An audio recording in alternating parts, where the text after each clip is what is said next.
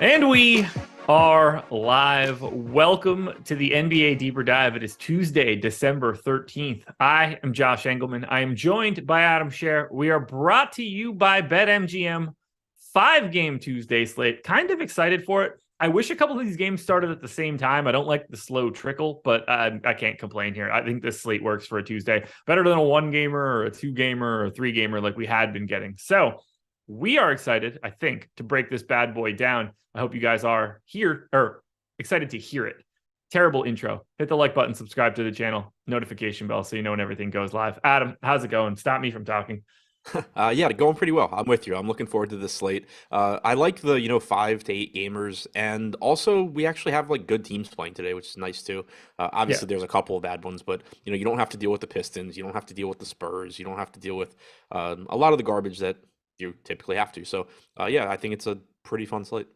Yeah, definitely want to watch some of Golden State, Milwaukee for sure. I mean, Sacramento, Philly is like oddly more interesting than it should be. Yep. Phoenix, Houston is relevant to me from a DFS perspective, not as much from an actual basketball perspective. Fun guys on Houston.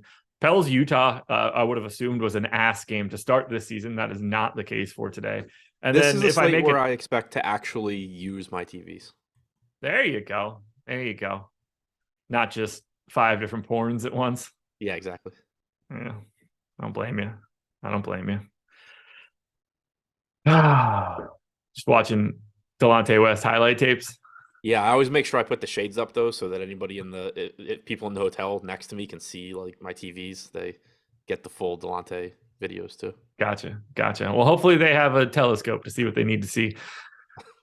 Alrighty. Well, without further ado, we're going to get this bad boy started because we have a hard out. Live Before Lock coming up next. Hit that like button if you haven't yet. 600 plus people in here, 100 likes. We're already where we want to be. Sacramento Kings are definitely underdogs. I have not refreshed my table. 5-point dogs in Philadelphia, 228 total. And lucky for you and I, we've got no news that has changed here for Sacramento. Q tag on De'Aaron Fox. I'm assuming that he's playing, and that is how I'm moving forward. Are you assuming that he is in as well? Yeah, practice yesterday, went through shoot around today. I'm assuming he's going to play, and also if he doesn't, it's the only 7 o'clock game, so we should find out. if we don't know this one by the time we get to lock, something really bad is going to happen here for Sacramento. But Yeah, if we don't know this one by lock, it probably means he went home to visit family or something like Derrick Rose did, and nobody is aware. oh man, I forgot about that. That I'll was never forget about that. That was the most ridiculous shit. just wasn't there. Beat writer just completely doesn't notice your star point guard is just not around. It's got to be one of those things where like you just take it for granted for so long, and then all of a sudden it's like, I guess this is weird. Yeah, like it probably was like he just was around, and it was and then it was like, yeah, I guess I didn't see Rose at any point in the last 4 hours. Yeah, when you have no reason to suspect it, like it doesn't probably trigger in your brain, like, oh, Yeah, you're just not where he is. Oh, he's getting taped. Oh, he's getting treatment. right. Oh, Like he's getting I'm in the whatever. locker room and he's shooting. I'm on the floor. He's in the locker room, and yeah. Well, let's talk Sacramento. Let's start with Fox. How do you feel about him? 8,300 on DK, 8,400 on FanDuel. I think he looks decent. My biggest concern with him, it doesn't even have to do with him coming back from injury, but he hadn't been playing a ton of minutes relative to like his talent level or his price tag even before. So I had a hard time going north of like 32 or 33 minutes here, which he's good enough. He's a 1.3 fantasy point per minute guy, give or take. At 8,300, if you give him 32 minutes, he's going to look decent. But there are a lot of good guard plays today in particular. I've already seen people in chat talking about Chris Paul for $2,000 less than De'Aaron Fox without Devin Booker. So that's already, one guard spot that you're kind of just locking up more or less, I think. So he looks good. The ownership will play a pretty big role for me as well. Right now we have him getting no ownership, but that will certainly change once he's ruled in. So I think he's a good play. I don't think he stands out. And the biggest reason for me is just that the minutes he was playing before the injury. If he were playing 36 minutes consistently, like if you were getting the playing time from him prior to his injury that you've been getting from Domantas Sabonis recently, I would be really interested in going to Fox here, but he also wouldn't be $8,300 if that were the case. Speaking of Sabonis, 9,400 on DraftKings, pretty standard ownership here, around 10%. Slightly different on FanDuel, 30% owned. He's 8,800, power forward, center eligibility. I think he looks great on paper. I do feel like he's slightly over owned at that 30% mark, but clearly a good play because of that eligibility and price. Yeah, looks really good with the power forward eligibility on FanDuel. Looks good on DraftKings at 9,400 at center as well. To me, I think the biggest risk here is he able to avoid foul trouble against Embiid? But I think projecting him for 34, 35 minutes is pretty much where you have to be. He's averaged 34 minutes per game over his last 10, 35 over his last 5. And in these games recently where he has been able to avoid foul trouble, he's playing 37, 38, 39 minutes. And this is somebody that, also averages about 1.3 fantasy points per minute. So you have to acknowledge there's some foul risk here against Embiid, but that's basically what you're doing by projecting 34 or 35 minutes, because if there were no foul risk, you would be projecting like 37 or 38. So I think Sabonis does look good here. Does anything else look good? We're seeing Harrison Barnes get 15 to 20% ownership depending on the site. Malik Monk is 23% owned on FanDuel right now. I don't really like that. I'm finding it easier to get away from Sacramento than it is to get to Sacramento just because it seems like people are already there. Yeah, there's not too much else that I like. It's sort of just with Herter, Monk, Barnes, Keegan Murray. It's just guys that, again, assuming Fox is in, they're going to lose a bit of production. They're probably going to lose a little bit of playing time. That's not a guarantee. For example, if you kick like Terrence Davis out of the rotation, which is entirely possible, or you kick KZ Okpala's few minutes out of the rotation, like any of that stuff could make them look better. Barnes and Herter have averaged about 32 minutes per game for a while over the last 10. Murray is around 28 minutes per game in the games that he's played with Fox and Sabonis and everybody healthy this year. So that's how I'm approaching it. There is the upside for them to play more, though, if they do run a more condensed rotation than they have been. And even if you just project 32 minutes apiece for Herter and Barnes and 22 for Monk, 28 for Murray, they still are going to look like decent plays on a 5-gamer at their respective salaries. So I get why they're getting the ownership, but I do think it's very difficult to actually get excited about any of them. All right. Yeah, I think we're on the same page here. Let's just hit it now. If Fox is out, Davion Mitchell, 4,300 on DraftKings, 4K on FanDuel. I assume he just steps into the starting lineup and plays something resembling starter minutes. Yeah, I'd expect him to play around 30 minutes or so and not do shit. Yeah. I am not really paying attention to this being a thing. Like, I'm just going to assume that Fox is playing, but just in case, he would be the guy that sort of steps up and becomes the guy for Sacramento from an Point ownership seven, perspective. 0.69 DraftKings points per minute this year for Mitchell. Would probably play 30 to 32 minutes. He would just once again be a good point per dollar projected player that's going to pull a ton of ownership. If you really need him, then fine. But I hate playing guys like that at high ownership. It's just so often they just go out there and like, cool, Davion Mitchell scored 23 DraftKings points. Who cares? Yeah. Like even the first game, when he was 3,100, he was super popular. I think I ended up playing like 2%. He scored 21 points, and it was just like, okay, cool. It's actively hurting your lineup. It doesn't matter that he's 7x. You're still using a roster spot on a guy that scored 21. Obviously, it's a little bit different today with it only being a 5-gamer, but it would definitely, you'd have to pay a lot of attention to the trade-off where, it's like, he becomes a good value and we need value. But also, if 40, 50, 60% of the field start rostering the guy, I will probably just find other things to do. All righty. Well, let's keep it moving. Let's go to Philly. And for Philadelphia, it's a little bit different for today. I'm moving some windows around right now. Make sure I can talk about it. Still no Maxey. Daniel House is in. Q tag on the Anthony Melton, which has got a giant trickle down effect for the rest of this team right now. As of right now, Melton is in for me.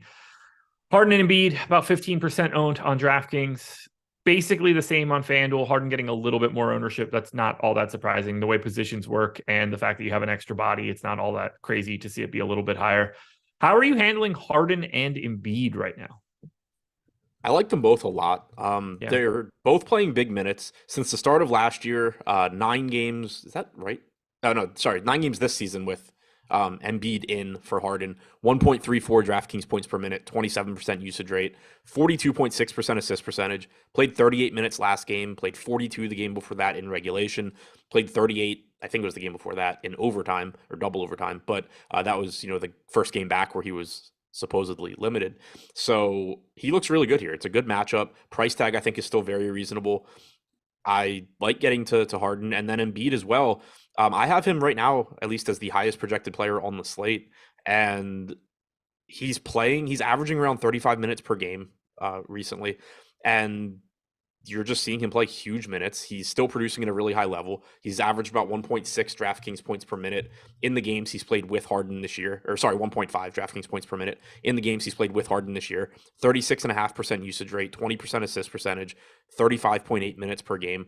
He just looks really good here. I have Giannis ahead of Embiid. I have Embiid second. Is that crazy to you? Not crazy, no. I think I actually might have been a little high on Embiid's rates too, but still I think it's going to be close. Yeah. I mean, they are the two, and to me, it's not really close after that. We have Embiid by 0.6 of a point. I have the gap a little bit bigger than that for Giannis. Something we can get to in a bit. That said, happy to get to Joel Embiid, 11-7, 11-8. No problems. I got him at 1.61 fantasy points per minute here. Honestly, feels like it could be a little bit light. Maybe I'll dig into that a little bit more than I did before, just because I do like this matchup for him. I don't think Neemias Keita is going to be the guy that slows him down all that much. For what it's worth, in the 3 games he's played without Maxey and with Harden, 39.5% usage rate, 38.6 minutes per game. I think that does, that includes the double overtime game, but 39.5% usage rate as opposed to 36.5. How many minutes did you give Embiid? 35. Okay.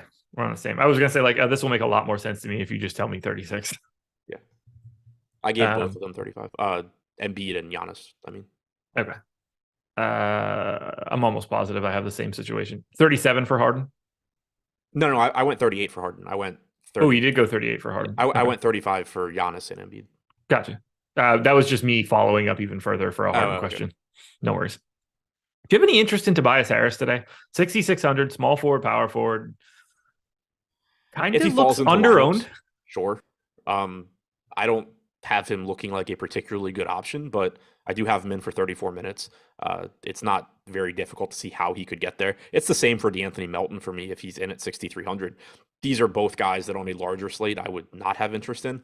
On this particular slate, they are guys that I think are kind of comparable to the Sacramento guys that we talked about, the wings, in that they project a little bit better from a raw point standpoint, but they're also a little bit more expensive relative to salary. I think they're just sort of neutral plays like the Sacramento guys.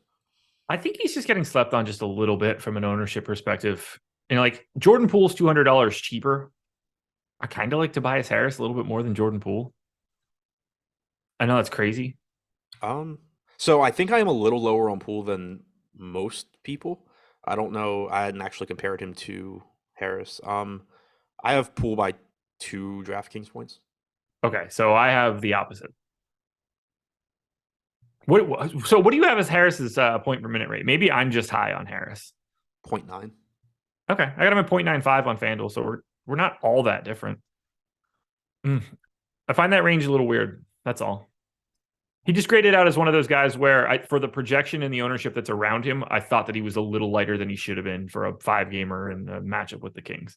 Yeah, I mean, I don't want to my concern advocate on too him hard is for just Harris. even in the 3 games he's played without Maxey, where you've had Embiid and Harden, he still has a 17.9% usage rate.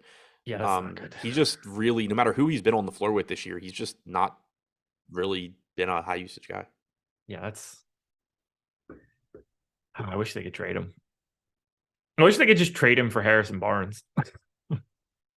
Just would fit the it would just be better off. How do you want to handle Melton right now? Like, obviously, if he is in, I think he's okay. I like him a little bit more on FanDuel at 6,300. But I think it's probably a better or more interesting discussion to say, what do you think happens if Melton is out? I think Shake Milton starts. Ooh, okay. If Melton is out. I think you're right. I agree. At which point, 5,200 on DraftKings, 5K on FanDuel. The price hasn't really fallen down enough since he's been the starter, or since he was the starter, now not the starter. Sort of. So, I mean, I think it's fallen down enough to where he would look like a good value at 5,200. It hasn't fallen down enough to where he would just be somebody you're jamming into every lineup. But I do think he would be underpriced because you have to remember, this is somebody that they were playing massive, massive minutes when they could. And if Melton is out, you're still likely, I think, to get a lot of minutes from Milton because the alternatives are guys that they do not want to play. So, you've still been getting Milton playing substantial minutes off the bench behind D'Anthony Melton. Played, I think, 20 last game, played like 24 the game before that.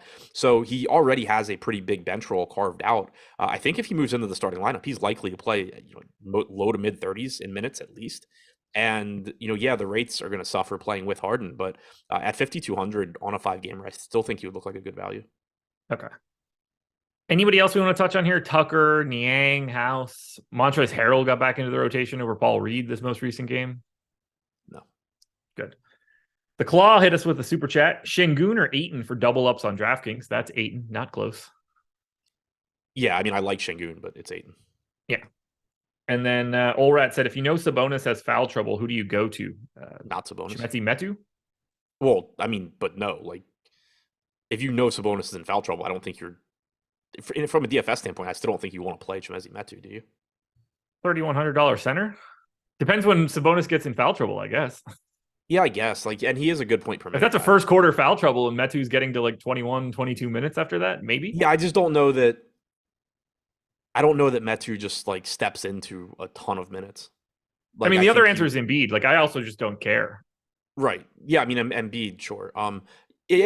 Metu would benefit if Sabonis gets in foul trouble. I'm not positive that this is a situation where if Sabonis only plays 24 minutes, Metu plays 24. I think it's likely that you get just a mix of guys in that front court rotation, whether it's KZ Okpala getting in there more, whether it's Keta getting in there, whether Rashawn Holmes, I don't even know if he's physically there, but I think that it just feels to me like a situation where if Sabonis gets in trouble, they just throw everything they can at Embiid, try and get fresh defenders out there.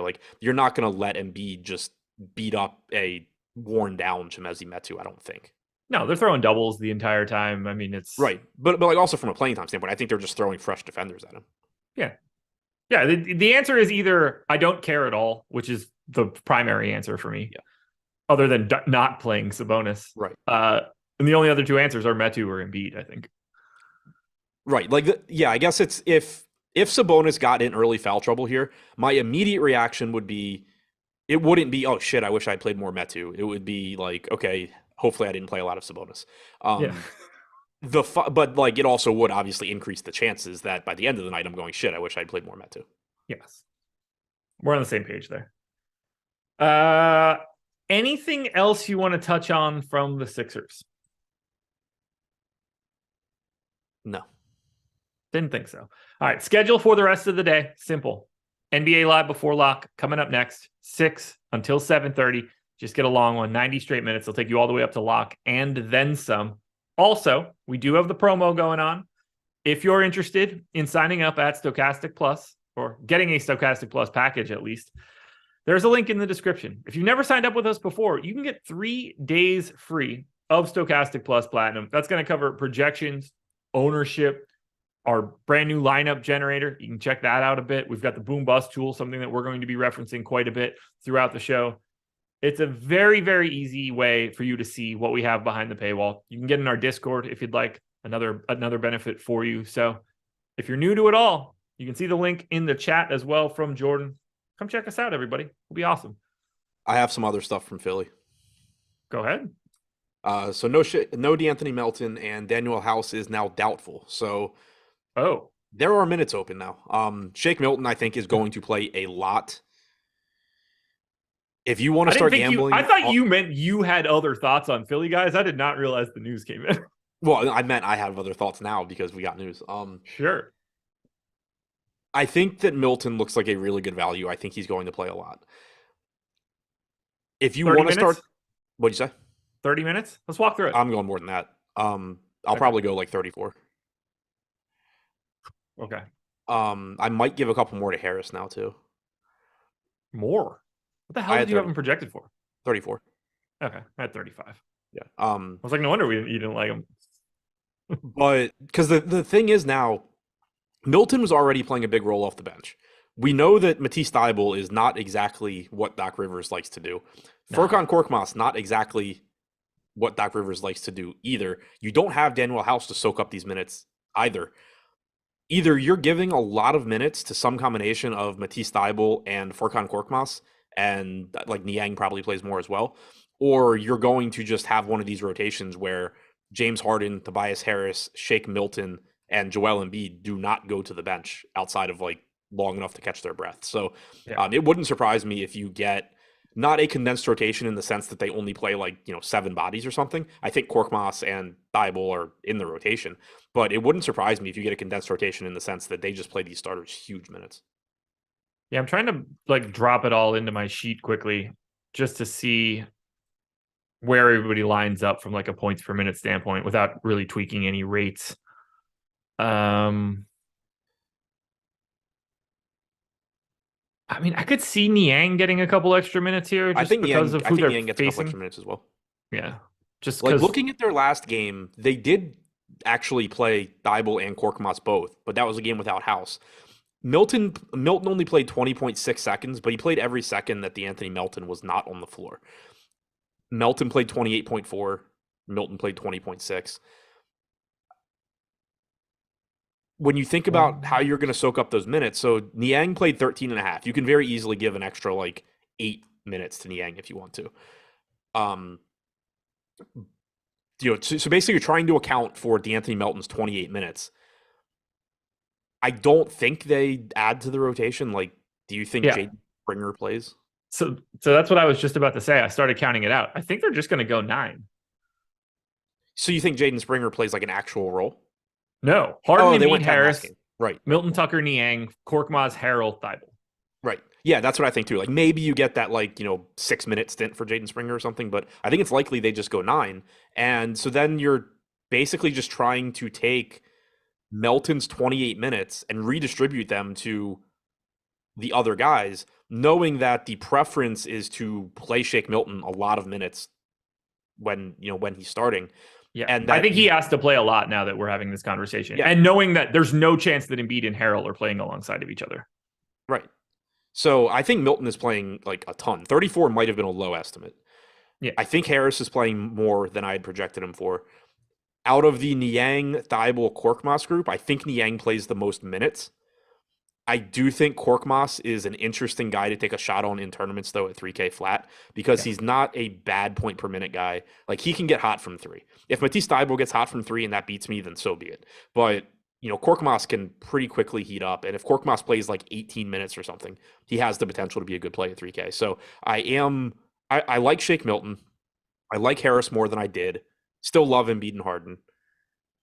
Um, George Niang looks interesting to me at 3,600, and Korkmaz looks interesting at 3K, both as larger field tournament plays. Without really touching rates, and I don't think rates are going to have to change all that much. I would probably just be knocking Shake Milton down. Like, I don't think anything's really happening for those other guys. Here's what I did. Let me know how you feel here. 37 to Harden. I think that could very easily now be 38 or 39. But let's I already had 38, and I think it could be like 40. Okay, I'm going to go to 38 then, just to feel a little bit better about that, and so that we can have sort of the same talking point for this one. 38 to Harden, 35 to Embiid, 35 to Tobias Harris. I could see that being slightly higher. I went to 34 on Shake Milton because I ran out of places to give minutes. PJ Tucker at 29, that could be 30, but like I don't care. 19 for Korkmaz, 19 for Niang, 18 for Thybulle, backup run for Harrell. So I do agree that Tucker plays a couple extra minutes. I just don't think it matters. Yeah. I might go 36 on Milton. He started 4 games with Tyrese Maxey this year. He hasn't started a game with Harden, but he started 4 games with Tyrese. Huh? It might not matter. Yeah, but it's still gonna matter because I have to give the minutes to. I have to figure out how many to give to Niang and Korkmaz too. Yeah. And I don't necessarily want them just being jammed into every lineup that I play. In the games that Milton started, 4 games he started with Maxey, he averaged 36.5 minutes per game. I feel pretty good at 34 here, given the rest of the distribution. I bumped up Tucker, so I have Korkmaz and Niang both at 19, Thybulle at 16. Because this also doesn't strike me as the type of game they need Thybulle. Right. So you ended up where on Niang and Korkmaz? 19 apiece. Yeah, it seems reasonable. I'd probably give an extra minute or two to Niang at the expense of Korkmaz, but yeah, something like 2018 or something like that. Yeah. And then, so how many did you end up with for Thybulle? 16. Okay, yeah, it seems very reasonable. Yeah, and like, there's never going to like that. We have no idea. Also, there, like that's a scramble of minutes for sure. You kind of just got to draw a line in the sand for what you think it's going to be, so that at the very least you're getting one of those dudes in something. Right. But that is quite the trickle down. Yeah, for somebody that wasn't really a relevant DFS play, I think that actually makes a pretty big difference. Yeah, same. Blitz just asked, with Melton out, does Embiid get more usage too? I think Milton and Melton are kind of like a 1v1 swap of usage, so not really. Yeah, I view them as pretty much the same guy. All right. Well, we just lost a lot of time for what we needed to do for today, so we're going to get a little bit quicker throughout the rest of this because that just happened and we had to break it down. For Golden State, 4-point dogs in Milwaukee, 233 total. No Andrew Wiggins, no Andre Iguodala, obviously. Draymond Green in for this one. Highest owned guy on Golden State, 24% to Jordan Poole, 38 on FanDuel for Poole. Draymond also very popular on the FanDuel side. 6K power forward center. What are your priorities here for the Warriors? I think they all just look pretty good. I don't think I have a true priority, though. Jordan Poole's the only guy really pulling ownership from this team, or he's pulling the most, I should say, on DraftKings, 24%. I get why he's getting ownership. He's 6,400. He's going to play increased minutes with Andrew Wiggins out. He played about 32 minutes last game, including garbage time, which was just really weird for him to get, but regardless. But there were still minutes for him available. Like, he didn't close the first half. The game before that, he also didn't close, or the most recent game he had played where Wiggins was out, but the starters were in. He also didn't close the first half, but that was one where he got teed up with like 2 minutes to go, and I'm pretty sure Kerr just stuck him on the bench until the second half started. So I think that on average, you can get around 34 minutes from Poole. I'm willing to go there as far as the projection goes. But the thing that I think might be getting slept on a little bit is how much his rates take a hit when he plays with Steph Curry. And I expect him to be I expect him to be on the floor for every minute that Curry is not, but I expect that to be about 12 minutes. So, yep. And when Curry's on the floor, he's got about a 20% usage rate. When he's off the floor, it's like 34%. And I expect of the 12 minutes that Curry's not out there, Klay Thompson to be out there for probably like 6-7 of them. So and that cuts into the rates a little bit too. So I think that Poole's a good play. I think he's going a little bit over owned. I think he's just getting a little bit over projected. And it's a spot where like I actually looked at the player prop lines earlier, and I'm a good like 1.5, 2 points under the market on his points prop. So like maybe I'm just wrong, but I'm also pretty confident in, especially because I went to 34 minutes too. So like Okay. he also could just play 32 minutes, and so I'm pretty confident that he's being a little bit over projected. I think I still end up playing him, but probably just not as much as the field, especially now that we got Shake Milton too. So pay attention, I guess, to what happens to his ownership. But also, you had mentioned it this morning with Klay Thompson. I think Klay Thompson looks just as good as Poole does. He's getting half the ownership. Klay Thompson in his last 4 games, none of these games went to overtime. He's played like 36, 36, 37, and 37 minutes. He's averaging 36 per game over his last 5. I don't really think there's a big difference between him and Poole. I have Thompson projected like a point higher than Poole on DraftKings. He's also $400 more expensive. So at those ownership numbers, I just prefer getting to Thompson. Draymond Green, kind of the same thing. He's the cheapest of the group. He's getting 16% ownership. I have him projected behind both Poole and Thompson, but he is forward eligible instead of guard eligible. He does still project right around 5x. So all 3 of those guys look pretty similar to me. It is just interesting to me that Poole's getting the most ownership because I don't totally understand why. Yeah, I don't love the ownership going to Poole other than the fact that, like, clearly he's starting and it's a 5-game slate. By the way, De'Aaron Fox in, so everything that we said earlier is fine. Here's the most interesting question that I have for you, and I've been waiting to ask it for this entire time, and I wish we had more time to like dig into something like this. Look, this game is competitive. Who's the 5th closing lineup member for Golden State?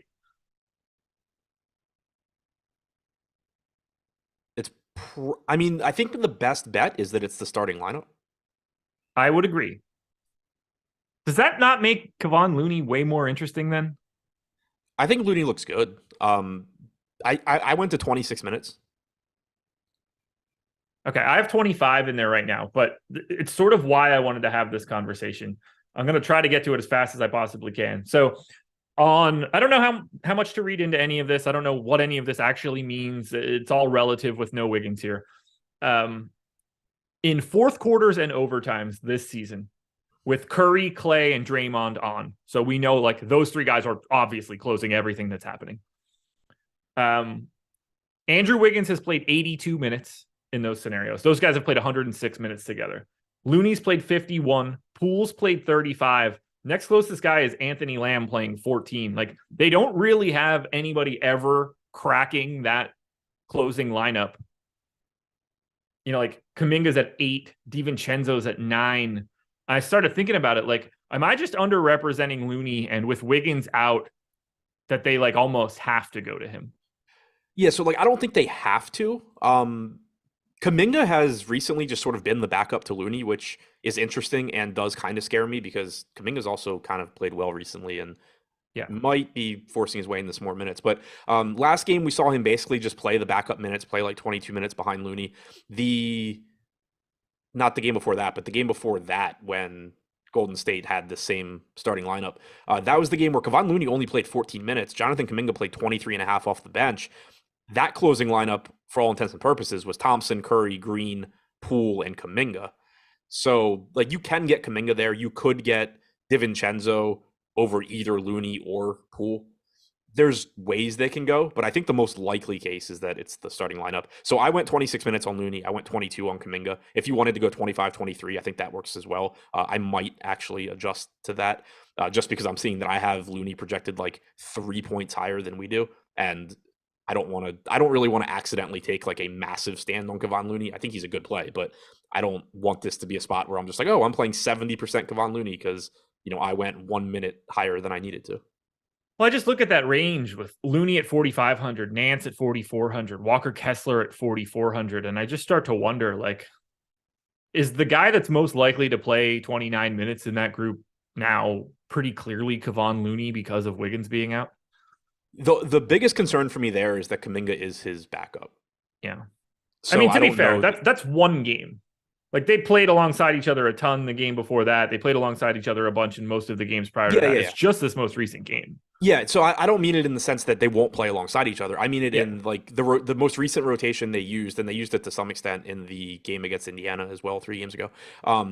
Is that Kuminga's backing him up? So like, I don't. You still could get 22 to 24 minutes from Kuminga where Looney plays 28. That's certainly possible, but I think it's less likely than Kuminga plays 24. Like if Kuminga plays 24, Looney plays 24. But yeah, I do think you can get upwards. Again, if I'm going to 26 on Looney, I think you can get 28 from Looney potentially. I also think you can get 24 or less. Is there anything else we should be touching on here for Golden State? Because I think we've kind of talked about the guys that matter most. Steph Curry, really good. More favorably priced on FanDuel, goes without saying. As far as the rest of the guys, though, nothing really. Like DiVincenzo's already priced up. Kuminga's already priced up. If you insist on playing one guy off the bench, I think it's Kuminga. Perfect. On the Milwaukee end of this one, pretty easy. We still don't know what we're actually going to be doing here. Q tag on Drew Holiday, probable tag on Middleton. Wes Matthews is available. I'm assuming Drew is in. And I just feel like there's not enough ownership coming into this Milwaukee side, particularly on Chris Middleton at 6K on DraftKings. Yeah, I think Middleton looks good. My only concern on him is that his rates so far are down from where they were last year. Like if you project him with last year's rates, he looks fantastic. If you kind of balance out this year's, he still looks good. And I think I'll be getting there, but it is a little bit of a concern to me. Good spot though. I still think the price tag is too cheap at 6K. I like getting there. Comparing him to Draymond, I actually hadn't looked until right now, but I have him like a point ahead of Draymond at the same price. So I think that makes sense. He's getting a little bit more ownership than Draymond as well. So yeah, I'm with you. I like Middleton. I like Giannis if you can get there. I already said it. I have Embiid projected a little bit higher than Giannis. So I'm probably going to prefer Embiid. Giannis does have the more favorable positional eligibility though. And then the one guy that right now is projected to go really overlooked, but I think it's because he's questionable, is Drew Holiday. Like this guy should play 35, 36 minutes here. He's since last year been a 1.1 fantasy point per minute guy in the games that he's played with Middleton and Giannis. But one reason I'm actually a little more concerned about those Middleton rates than I otherwise would be, because it's not like he's dealing with, like an Achilles injury or something. I think Middleton does just, pretty quickly round in the form, but Drew Holiday's taken on a bigger role offensively. Also, they've been running basically like almost like they're staggering all three of them. So Holiday's getting a nice chunk of minutes where he's out there without Middleton or Giannis. So I think that these increased rates for Drew Holiday are real. And I think he still looks really good here at 8K if he's good to go. And I guess to clarify, by really good, like we have him with a 13% chance of being optimal. I am slightly higher on Holiday than we are, but pretty similar. So I think he's a good play. But if the ownership, like if we don't have news by lock and the ownership continues to be low, I'm going to end up getting to him a lot. Yeah, you and me both. Interesting question. I got to be quick with it though. Will you manually adjust Drew Holiday's ownership if you're going to be playing him to assume that he is in? Probably. If it stays this low, yeah. Yeah, like if I run it at 4, then I'm going to have a problematic piece of him. But if I bump that to 11, 12, something like that, I'll probably just move it to whatever our like optimal percentage is. Right. That's sort of where I was leading it. I tend to go a little bit lower than that just to like account for the fact that it is a Q tag. Right. But we're on the same page there. What are you doing with the rest of this team? Are you getting to Pat Connaughton, 17% owned on DraftKings, 17% owned on FanDuel? I'm finding it easier to just sort of not want to hold hands there. Yeah, so am I. I don't actually think Connaughton looks that good. Like I gave him 24 minutes. He just isn't projecting that well for me, which I might need to go back and sort of bump him a little bit, but I have him at like 17 DraftKings points. I think that might be a little bit low, but either way, with him getting ownership, like I understand why he's getting it. He's a fine point per dollar value, but also interested to see where it ends up once we get an ownership update, because now I do think you have Korkmaz in play. I think you have Niang in play. I don't think they're very different from Pat Connaughton in terms of the plays that they are. So I'm interested to see how ownership shakes out in that group. Yeah, you and I are on the same page then, given what we just sort of unlocked. Anything else you want to touch on from Milwaukee? Obviously, Giannis is a very good basketball player. If Drew doesn't play, get to $3,300 Javon Carter. Assuming he starts. Absolutely. All righty. Got to talk a little bit about BetMGM. They are the sponsor of this show, and we got a hell of a deal going on right now. You guys should take advantage if you're in a legal betting state. It's an absolute no-brainer in my eyes. Click the link in the description, sign up. You got to put in at least $10, but my recommendation is to go quite a bit higher than that because your first bet at BetMGM is going to be risk-free up to $1,000, which means if you put in 500 and you lay that down on any bet you want and it wins, you just move forward with that money in your account. You don't have to worry about it at all. If it loses, they just give that money back to you as a free bet in your account. So you're just made whole again the moment it happens. And you get 2 months of Stokastic Plus Platinum for free. That deal at some point in time is going to go away, and you will not have that same sort of opportunity. So if you've been on the fence about it, stop being on the fence and jump off the fence and just take advantage of the deal. All right, last time I did a read, something crazy happened. Doesn't look like that happened this time. So the Phoenix Suns are 6.5-point favorites in Houston, 224 total. And the story for today is that Chris Paul at 6,200 on DraftKings looks quite good. Yeah. So this Paul's one of the guys where I kind of had the reason I had to sort of walk it back and say I really like Drew within reason is that it is hard to start giving out a lot of guard exposure elsewhere when Chris Paul is sitting here at 6,200. We obviously just talked about getting more value from the Sixers too, but Chris Paul at 6,200 against Houston is just a broken price tag. I was messaging you before the show that I wasn't really comfortable with how high I was projecting him, and I managed to sort of just find like the lowest rates I could defend and put them in, and he still just looks like arguably the best play on the entire slate. So I fully expect to be getting to a ton of Chris Paul here. He's going to be really popular. I don't really see a way around it. He's pulling 48% ownership right now. He's $6,200. He's about a 1.1 fantasy point per minute guy without Devin Booker on the floor. He's likely to play about 32 minutes. It's also a really, really good spot against Houston. I just want to play a lot of Chris Paul. I want to play a lot of Phoenix. I have nothing else to add to that Chris Paul take. I just want to play a lot of Phoenix. DeAndre Ayton is pulling a ton of ownership at 7,200 on DK. 8,600 on FanDuel starts to become a little pricey. Still functionally a guy that you can get to today, but very different for 7,200 on DraftKings. Give me some Mikal Bridges at 6,100 or 6,400 on FanDuel with the MPE. Torrey Craig is 20% owned, 25% owned on FanDuel at 4,800. I get that. Don't love the positioning on DraftKings, but still viable. Damian Lee pulling a bunch of ownership. We still haven't seen a change to the Dario Saric ownership since this morning for reasons, but I assume it will be coming down precipitously. How big is your gap between Dario Saric's projection and Damian Lee's projection? I have Lee by 2.5. Okay, I have Saric by 500. Okay. Either way. But the point remains. Yeah. Not that. Yeah. How many minutes did you go on Lee? This does matter. 25. Okay, I went 24. I gave more minutes than we had seen to Shamet and Okogie. Like 13 to Shamet, 11 to Okogie. So nothing crazy there, but I just don't feel confident that they're going to give Lee, 28 minutes in regulation. But I went to 17 on Shamet, so we're on the same page. Yeah, we went to more. Yeah, so I went 22 on Saric, I went 24 on Lee. I have them projected almost identically. One of them is getting double the ownership. One of them the one getting double the ownership only has power forward eligibility on DraftKings, while the one getting half the ownership is shooting guard, small forward. So I think both guys are good point per dollar plays. I don't expect to just not be playing Dario Saric, but I do think he's going a bit over-owned for somebody that we've seen start 3 games now and play 21 to 22 minutes in all of them. And it's just really difficult to think he's in the closing lineup here. Like, it's just very, very likely that this closing lineup is Ayton, Paul, Bridges, and then 2 of Payne, Craig, Lee. I just like everything from Phoenix today. Like, you can make a very viable case for every single option on this team today. Yeah. How many minutes did you go on Cameron Payne? 22. Okay, so did I. I was a little nervous because I was a little bit higher than his props, but they did play, alongside each other last game. I think they certainly can in this spot.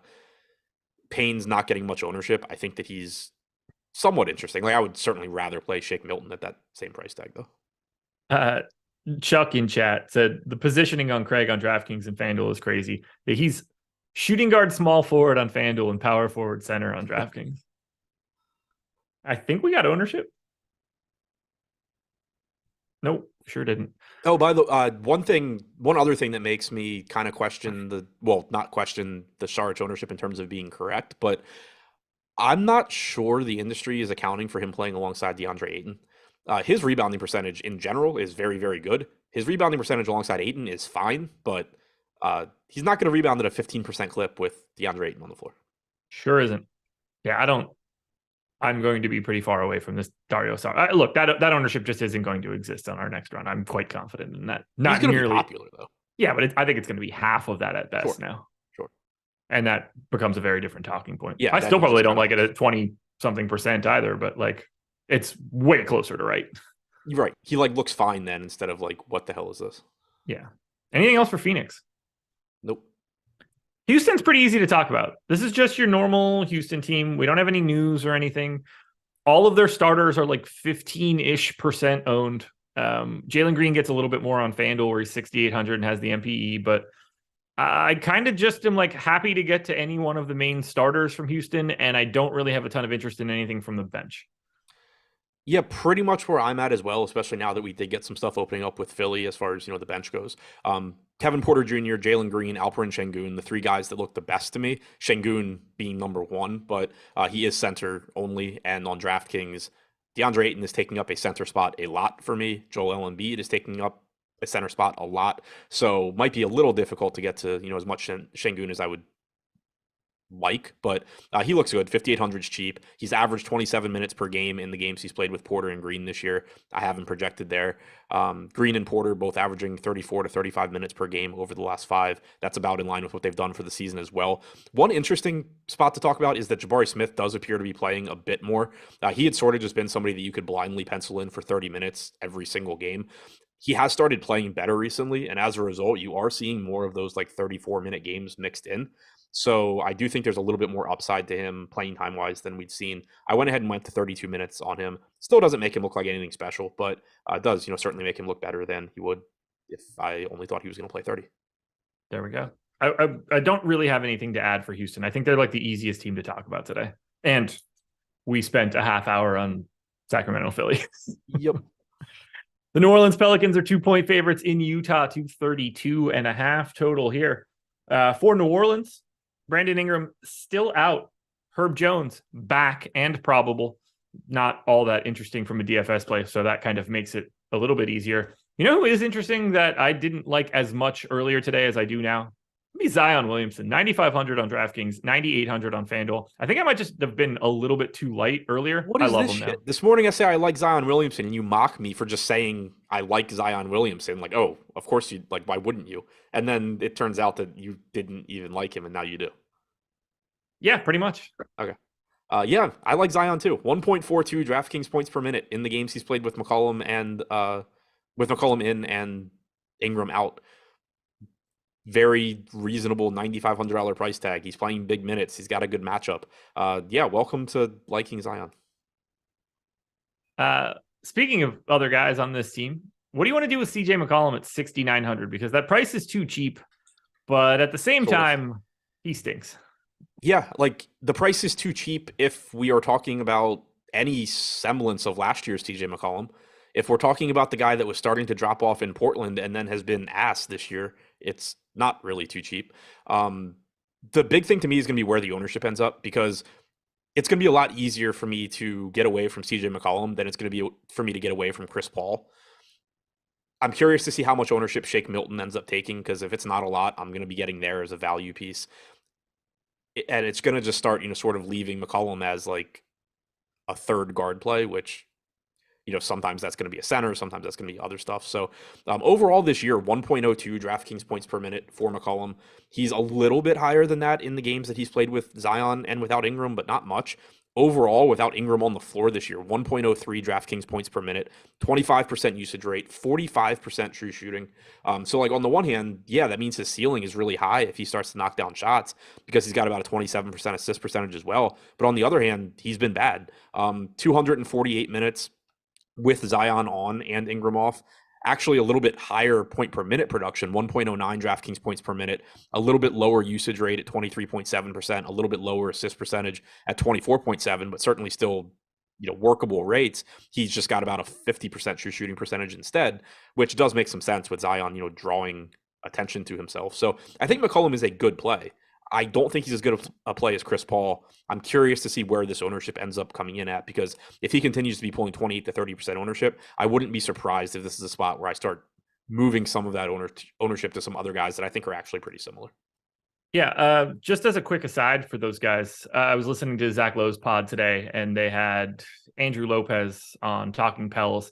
And since like mid-November, Zion's pick and rolls with him as the ball handler went from like 3.5 per 100 possessions to like 16 per 100 possessions. He's with just Zion like as the ball handler.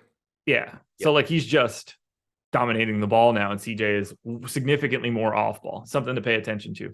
Yeah, I gotta hit these two. I gotta hit these two super chats quick. The Claw, best shooting guard on DraftKings, under 6,600. That's Jordan Poole at 6,400. And the Claw, best forward on DraftKings under 4K.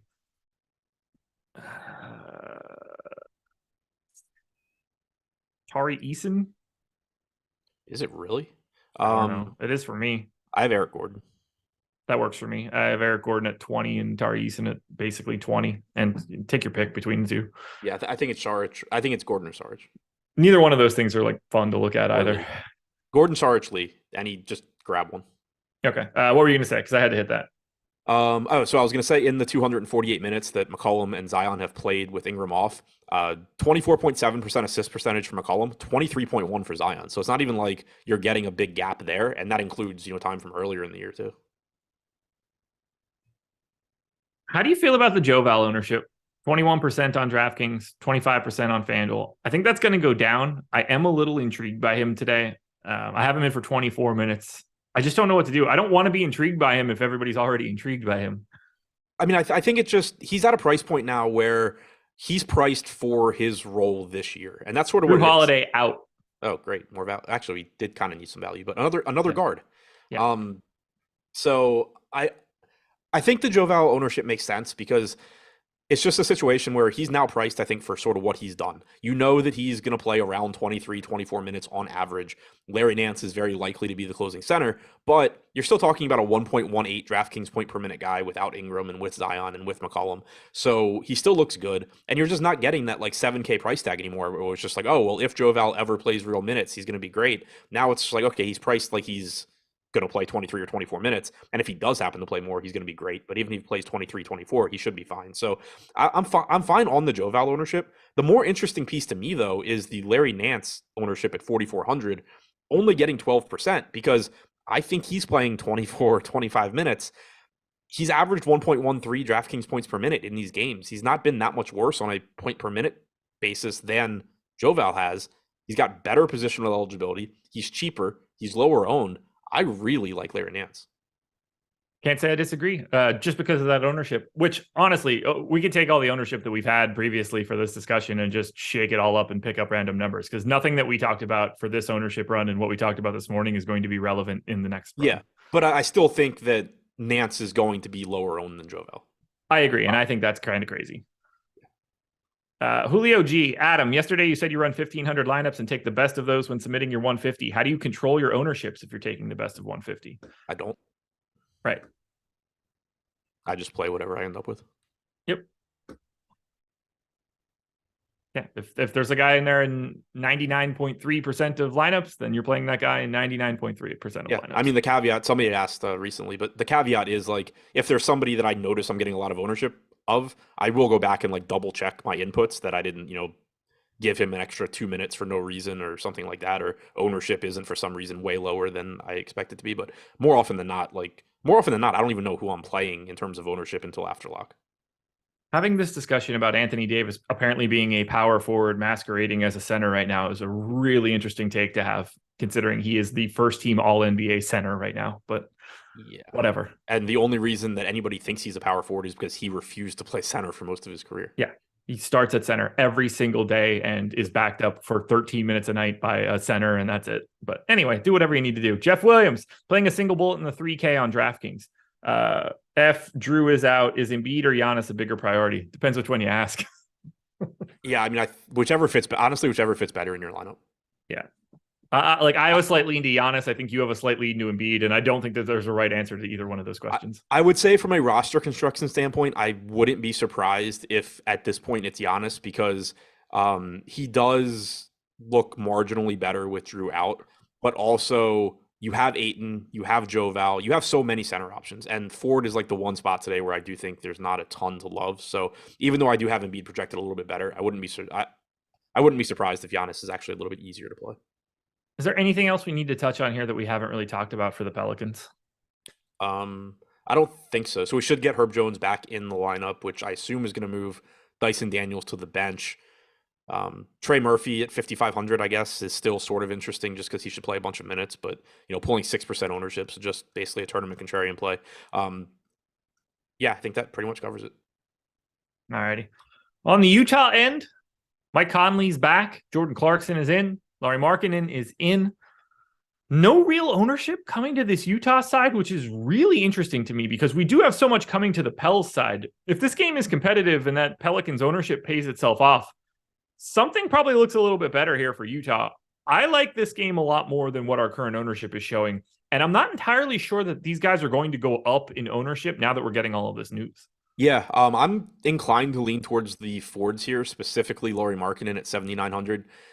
I've mentioned it like 3 times in a row, and he keeps just not playing. But he's averaged 1.2 DraftKings points per minute in the games he's played with Conley this year. His rates have not taken a hit. He's played fewer minutes, but that's just because Utah was running an entirely different rotation at the time. I expect him to play 34 plus minutes here. He's averaged 1.2 DraftKings points per minute in those games.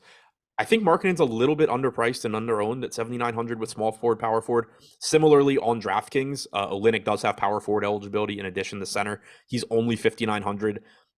I don't think he's like a great play, but I don't think he should be getting half the ownership of Draymond Green, for example. I think they're comparable enough that you could be getting to some more Olynyk. Conley was pulling ownership earlier. I think that comes down because you're just like overloaded with guards now. In every price tier, it's just a spot where there's good chalk in basically every price tier at guard. I think it's going to pull Conley down a bit. Similarly, this morning we had talked about Walker Kessler as a pretty good value option at 2% owned, 4,400 on DraftKings. Really tough for me to get there now because we just have guys that are going to project better point per dollar. And then center, if I'm playing Kessler, it means I necessarily am losing at least one of the Ayton, Embiid, Joval, Şengün, these centers that all look really good. By the way, now that you say Şengün, you mentioned Draymond with regards to Olynyk and ownership. I feel the same way about Olynyk and Şengün at half of the ownership. Yeah, there's a reasonable chance that Olynyk plays like 6 minutes more than Şengün tonight. And can be rostered at power forward. Right. Which is massive there for this equation. Yep. So yeah, you touched on Markkanen and Olynyk. Those are two guys I have a lot of interest in. I don't really have a ton of love for Jared Vanderbilt, but at least you get the flexibility for it. Clarkson, I think, is totally fine as a guy to get to. I just find Utah really interesting given their current ownership. Yeah. And yeah, at the ownership, and it might even come down. I'm not going to be excited about Vanderbilt, but 5K power forward eligible, 8% ownership is fine here and there. I'm just not expecting to get a lot. Same goes for Clarkson, $7,400 shooting guard. There's just a lot of guards that I'm going to be prioritizing over Clarkson. All righty. Well, let's close this out. Final game for today. Boston Celtics, 3.5-point favorites in LA, taking on the Lakers. Quick reminder, live before lock coming up next. 2,700 people in here, 313 likes. I think Adam and I have done a pretty good job of reacting to live news and giving you guys the goods. So reward us. Hit that thumbs up. Helps us out a ton. For the Boston Celtics, unfortunately, we got the news that Time Lord is not going to be in for today. Al Horford out for the birth of his 5th child, so he can now field an entire NBA starting lineup. We kind of know what's happening with Blake Griffin and Luke Cornett, Sam Hauser, Peyton Pritchard. So what exactly do you like from Boston today? Because Jaylen Brown, Marcus Smart, and Brogdon are pulling some ownership. I think that's fixing to go down now that we're getting all of this news. Yeah, particularly the Smart and Brogdon pieces, I think, come down. I still think they're both good plays. It is always interesting to me in tournaments when you get a spot like this where the ownership should come down on Marcus Smart and Malcolm Brogdon just because guard plays have changed and there's other good plays. But it's not like anything changed for Brogdon or Smart. They both still look like good options. You still have a path to increase playing time for Brogdon if he ends up being the closing lineup. You have a path to more minutes for Smart at 5,900 in a good matchup. So they both look like good plays now. I'm just interested to see where the ownership ends up coming in. Jaylen Brown, shooting guard, small forward. The fact that he's small forward eligible is really appealing. 9,200 is going to look pretty good. Jason Tatum, you actually, I think, could see ownership maybe come up a little bit as well. He's 11K, but you've just gotten enough value opening up now during this show that he's going to be a lot easier to get through than he was before. 10-6 on FanDuel. He was 14% owned, small forward, power forward. I'm actually more interested in him on the FanDuel side then, and I'll be more interested now when I get to run lineups than I was before. Brogdon's just going to be a tough sell for me, but if that dude falls into like 29 minutes, he's absolutely going to be in a winning lineup today. Yeah, like I'm going to give him 24 minutes, maybe a little bit more. He's going to look good, but he was someone where he was going to look like a good play, and this goes for Marcus Smart as well. He's going to look like a good play, but the reason his ownership was so high is just that there weren't many good plays on this slate. Now you've gotten an abundance of them during this show, so the ownership's just going to come down. Is there anything else that we should be touching on here for Boston? This morning I had mentioned, kind of in reference to the Brogdon ownership, that 2 of 3 of Grant Williams, Derek White, and Brogdon are going to close. So in some percentage of games where everybody is playing Malcolm Brogdon, you are going to get more minutes than anticipated for Williams and White. I don't think that's as relevant now just because other stuff has opened up. Okay.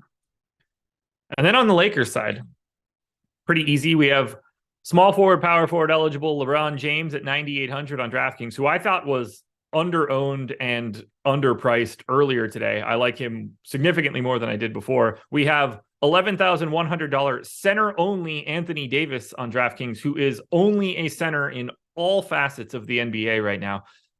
More interesting than he was earlier today, but a bit more of a tough sell just in comparison to Joel Embiid. Could be honestly like a mild sleeper just given the front court for Boston. How are you handling LeBron and AD? Happy to get to them both. Certainly easier to get to them now than it was. I like in the case of James that he is forward eligible. Again, I think that's kind of if there is a weak spot on this slate, I think that's where it is. I think he's kind of comparable to Zion for me. Anthony Davis, love getting there if you can. He is center only on DraftKings, so it makes it more, the opportunity cost is just higher. It makes it more difficult. But yeah, they both look good. To touch on something quickly in chat, Elijah Sullivan had said that Blake Griffin was pulled because of blowout. Blake Griffin was pulled because he's not going to close games typically. Yeah, he's Blake Griffin. Yeah, like he should. Griffin and Saric are very likely to play the same rotation. Like there's some non-zero chance they close for weird reasons, but you're very likely to get opening stint, close the first half, open the third quarter, never see them again.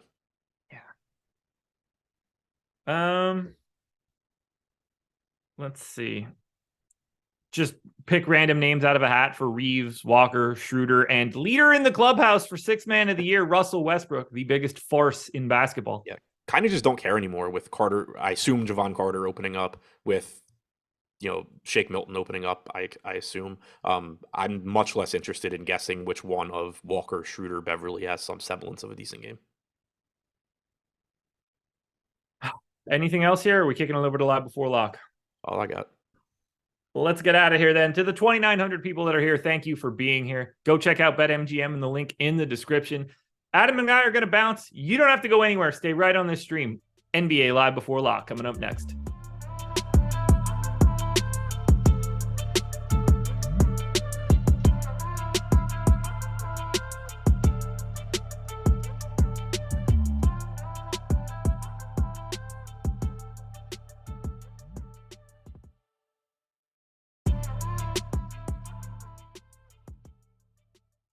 No NFL tonight. We are locked into the NBA. 5 games to jump in on, giving you the best bets that we have out there here on our Odds Shopper YouTube channel. I'm Pete McCarthy, filling in for Greg Ehrenberg. I'm sorry. I know Greg's a legend, all right? I'll just try to be second best to Greg. Give us a like, subscribe, keep up with all of our shows, especially the ones hosted by Greg. We've got giveaways. We've got all kinds of stuff to help you out with your betting, NFL, NBA, DFS offers, of course, as well. So plenty of ways to get involved. You can also listen to the podcast. We've got podcasts on all platforms. Give us a 5-star review if you're feeling generous on a given day. We help you out a little bit. So let's get to our favorite bets of the night. And we're going to ride some heaters here. I'm not usually a big over guy. I'm usually one of those guys playing the under, rooting against guys. But hey, we got some overs for you tonight. Let's go to Joel Embiid. We know he is on this incredible scoring run. I'm going to look at the rebounding tonight. 9.5 is the line you're going to see out there for Joel Embiid. We got some minus money on it, but the projections have him in double digits as far as the rebounds go. He's been over in 3 of his last 4 games. We know he's scoring a ton of points. He is engaged. He is healthy. He's feeling good. He's playing some pretty good minutes. Last game, because it was a blowout against Charlotte, needed to only play 34 minutes. Still had 12 rebounds in that game. So while everyone can focus on the scoring for Embiid, and that's been a big thing for him, he's also doing just fine as far as the rebounding goes. As we get Joel Embiid into double figures as far as the rebounds go and guarantee him there a little double-double. I think that's safe to say as well with the way that he has been scoring of late. So that's one of my favorites tonight, looking at Joel Embiid on that rebounding line. Got a way for you to make some money, right? That's what we're all here for. DraftKings Sportsbook, great deal. You bet $5, you win $150 if your team wins. It's plus 3,000. I'm no mathematician, but it's pretty easy to figure this one out, right? If you're new, you can sign up using the link below and then be able to make this bet. This is first-time DraftKings Sportsbook customers only. Tonight, if you're looking for the biggest money line on the board,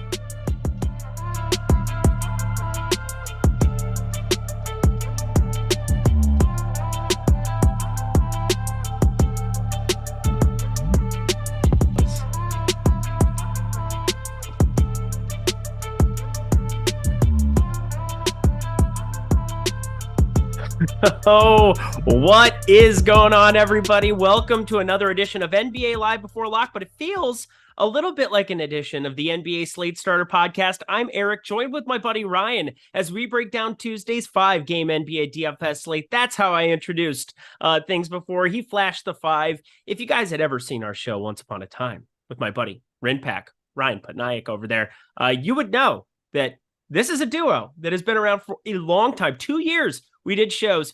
We probably haven't done a show since May of this year, which is far, far too long. Ryan Patnaik, how you doing, my dude? Doing well. Pumped to talk about a 5-game NBA slate on this Tuesday night. And it's fun to do this again. It's been some time. Yeah, it's like riding the old bicycle, you know? The village bicycle. Everybody's had a ride. It's going to be lovely. I'm very excited for it. What's new in your life? Obviously, 6 set up behind you there in Chicago. Love what you're doing with the place. Yeah, no, I'm just trying to take down a tournament. It's been a minute there too, so I gotta find myself to the top. I mean, these top 10 finishes don't mean anything when you're max entering them. So I'm just trying to find a way to get to the top tonight. Especially, I mean, cover boy Zion. We rode him to 10K, and now he's maybe going to hit 11K. So let's ride. Oh, dude, it's a beautiful life. 9,500. You better be damn sure that I am clicking on that name. Just like I'm damn sure you guys are all going to click that like button right now as we start breaking it down. I get to hang out with my boy, the guy who brought me to the company, the guy who got me started in the industry. That is one, Ryan Patnaik, the most humble, kind man. You and Alex Baker, it's ridiculous for you guys to be as good as you are, to be as humble as you are. I appreciate you both. But let's dive on in here. Anything that stands out based on some of the news that we got? De'Aaron Fox. Well, De'Aaron Fox is going to be in. That's great. I don't think that people hear the buzz. It's just my mic does that in the first 5 minutes of every show. But De'Aaron Fox is in. We've got Draymond Green officially in that starting lineup, the starting 5 you would expect without Wiggins. I feel pretty good about this slate. How about you? Yeah, it's a 5-game slate. A lot of opportunities for pivots off of some substantially owned players, some news that might break out through the day. I don't know if we'll get anything surprising. Keep an eye on the Boston situation. They're on a back end of a back-to-back, a little LA 2-night trip. I know Jaylen Brown and Jason Tatum sure do enjoy their LA nightlife. We'll see what ends up happening in Boston taking on the Lakers tonight. On a back-to-back after playing like shit, I bet they didn't go out. Come on now. Don't clown them like that. I mean, it's a Monday night in LA. Anything can go down. I'm pretty sure, I take a stroll with my dog around the boulevard. I'm telling you right now, there was not a lot going on in all LA last night. I guess I'm not Jason Tatum or Jaylen Brown. I think they have access to different things than I do. But we start position by position like we always do on this show. Going to guards, I think it's pretty clear cut that Chris Paul is a massive talking point of the slate. 6,200 on DraftKings.com. You have no Devin Booker. He's 7,200 on FanDuel, which I think is still very, very appealing. Highest optimal percentage out of any guard over on that slate. What are you doing with the chalkiest piece on today? So, yeah, I mean, NBA chalk always considerably, there's the data points to prove it, why there's such good plays. And to get off Chris Paul here, there's no Devin Booker. You expect him to do the facilitation. Yeah, Chris Paul might not be the same scorer as he once was at this age, but it's Chris Paul in a Houston spot going back to a former team, kind of a sour ending with the way things went down there. And I think Chris Paul's kind of a vengeful guy. I mean, he might need to play with a chip on his shoulder tonight. I like Chris Paul. And with the substantial ownership, you can make an argument to just get off of him just purely off ownership. But what other pivots are you going to find that upside with a guy missing on the team, such as Devin Booker? Not going to get that type of upside out of someone else on this slate, in my opinion. Chris Paul looks outstanding to me. I'm willing to take some chances there. Yeah, it's not the same Chris Paul, but I do expect a double-double out of him. If he were to end the night with a 20 and 15 assist game against this Houston team, yeah, it certainly is on the table. He has an immense upside of going up against Houston, as the other guys on this team as well. No, yeah, there's more than just Chris Paul that exists on the Phoenix Suns that I'm interested in today. No question about that.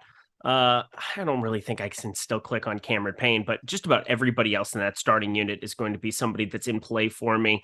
Payne coming off the bench more than likely, but we shall see. Damian Lee, another guy we'll talk about here in a second because very, very popular in that regard. But as far as spend ups go, because you have the 6,200 Chris Paul, you have a 6,900 CJ McCollum. Steph Curry is a little bit out of reach, I feel like. So, of course, he's going to go for 65 in this spot. James Harden, sub 10K. That's always appealing. You get the Jaylen Brown, De'Aaron Fox kind of situation. I like De'Aaron Fox quite a bit now that he's been ruled in a little bit later, 8,300. Maybe we get really low ownership there.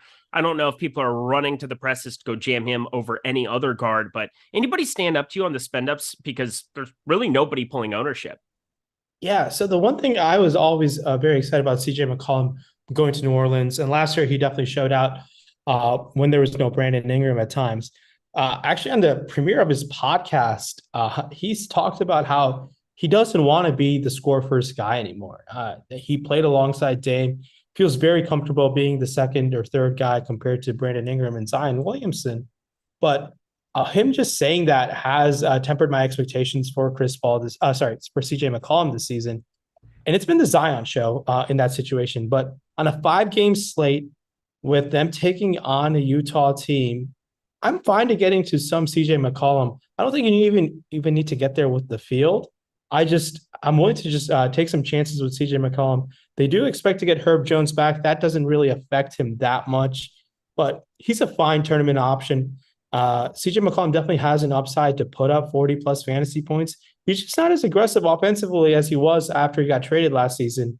I know there still remains no Brandon Ingram. He's trying to get guys like Trey Murphy involved, and obviously Zion is the lead dog there. So it makes sense why he's taking a step back, but it's a cheaper price tag. We haven't seen whenever CJ McCollum was in Portland, sub 7K, we were excited to go there, and it's been some time where it's been like this. So I think it's kind of the new role for him. It's a 5-game slate. You can definitely take some chances with him, and it can pay off. Yeah, there's a lot of these 6K guys that you should be looking at. Chris Paul, then CJ McCollum, 6,900. Hard to get up to the spend ups. If I do, I will get to Harden. Hard to get to Harden. Haha, there we go. But don't really know what to do with this Golden State situation. Jordan Poole is pulling a ton of ownership there, 27% nearly. Point guard, shooting guard eligibility. He's officially in that starting lineup. Has been in the absence of Andrew Wiggins here for the last 4 games. But Klay Thompson has started to really emerge and play some massive, massive minutes now. 36 plus in 4 straight. How are we kind of looking at Jordan Poole and Klay Thompson's ownership? Because you kind of want to get some exposure to him here. You don't have Drew Holiday, and I know from doing shows with you forever that you do value Drew Holiday defense more than the average bear. Yeah, and this is an exciting time to go to this Golden State team, and Klay Thompson specifically.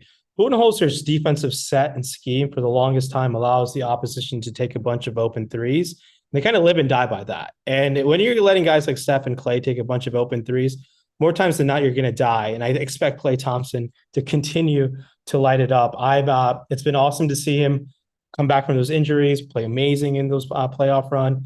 Took the summer off, took some time to get his feet back up under him, but he looks fine. I'm excited to go to Klay Thompson, especially on DraftKings where you get the 3-point bonus. We always kind of get a discounted Klay ownership this season. It's always been that case where people are always hesitant to go there. Maybe it's a casual feel of the casual players who are out there, maybe not watching us, don't like going to Klay Thompson, but I defer. I'm all about going to Klay Thompson tonight. I think he might be my favorite Warrior to roster. I know there's no Drew Holiday bothering Curry on the other side, but I do like going to Klay quite a bit. We are on the exact same page. I'm not doing it intentionally, but I'm basically flip-flopping him and Jordan Poole's ownership. I have a little bit less than 12% Jordan Poole. I have a little bit more than 30%. Yeah, pretty large stance going to Klay. Mm-hmm.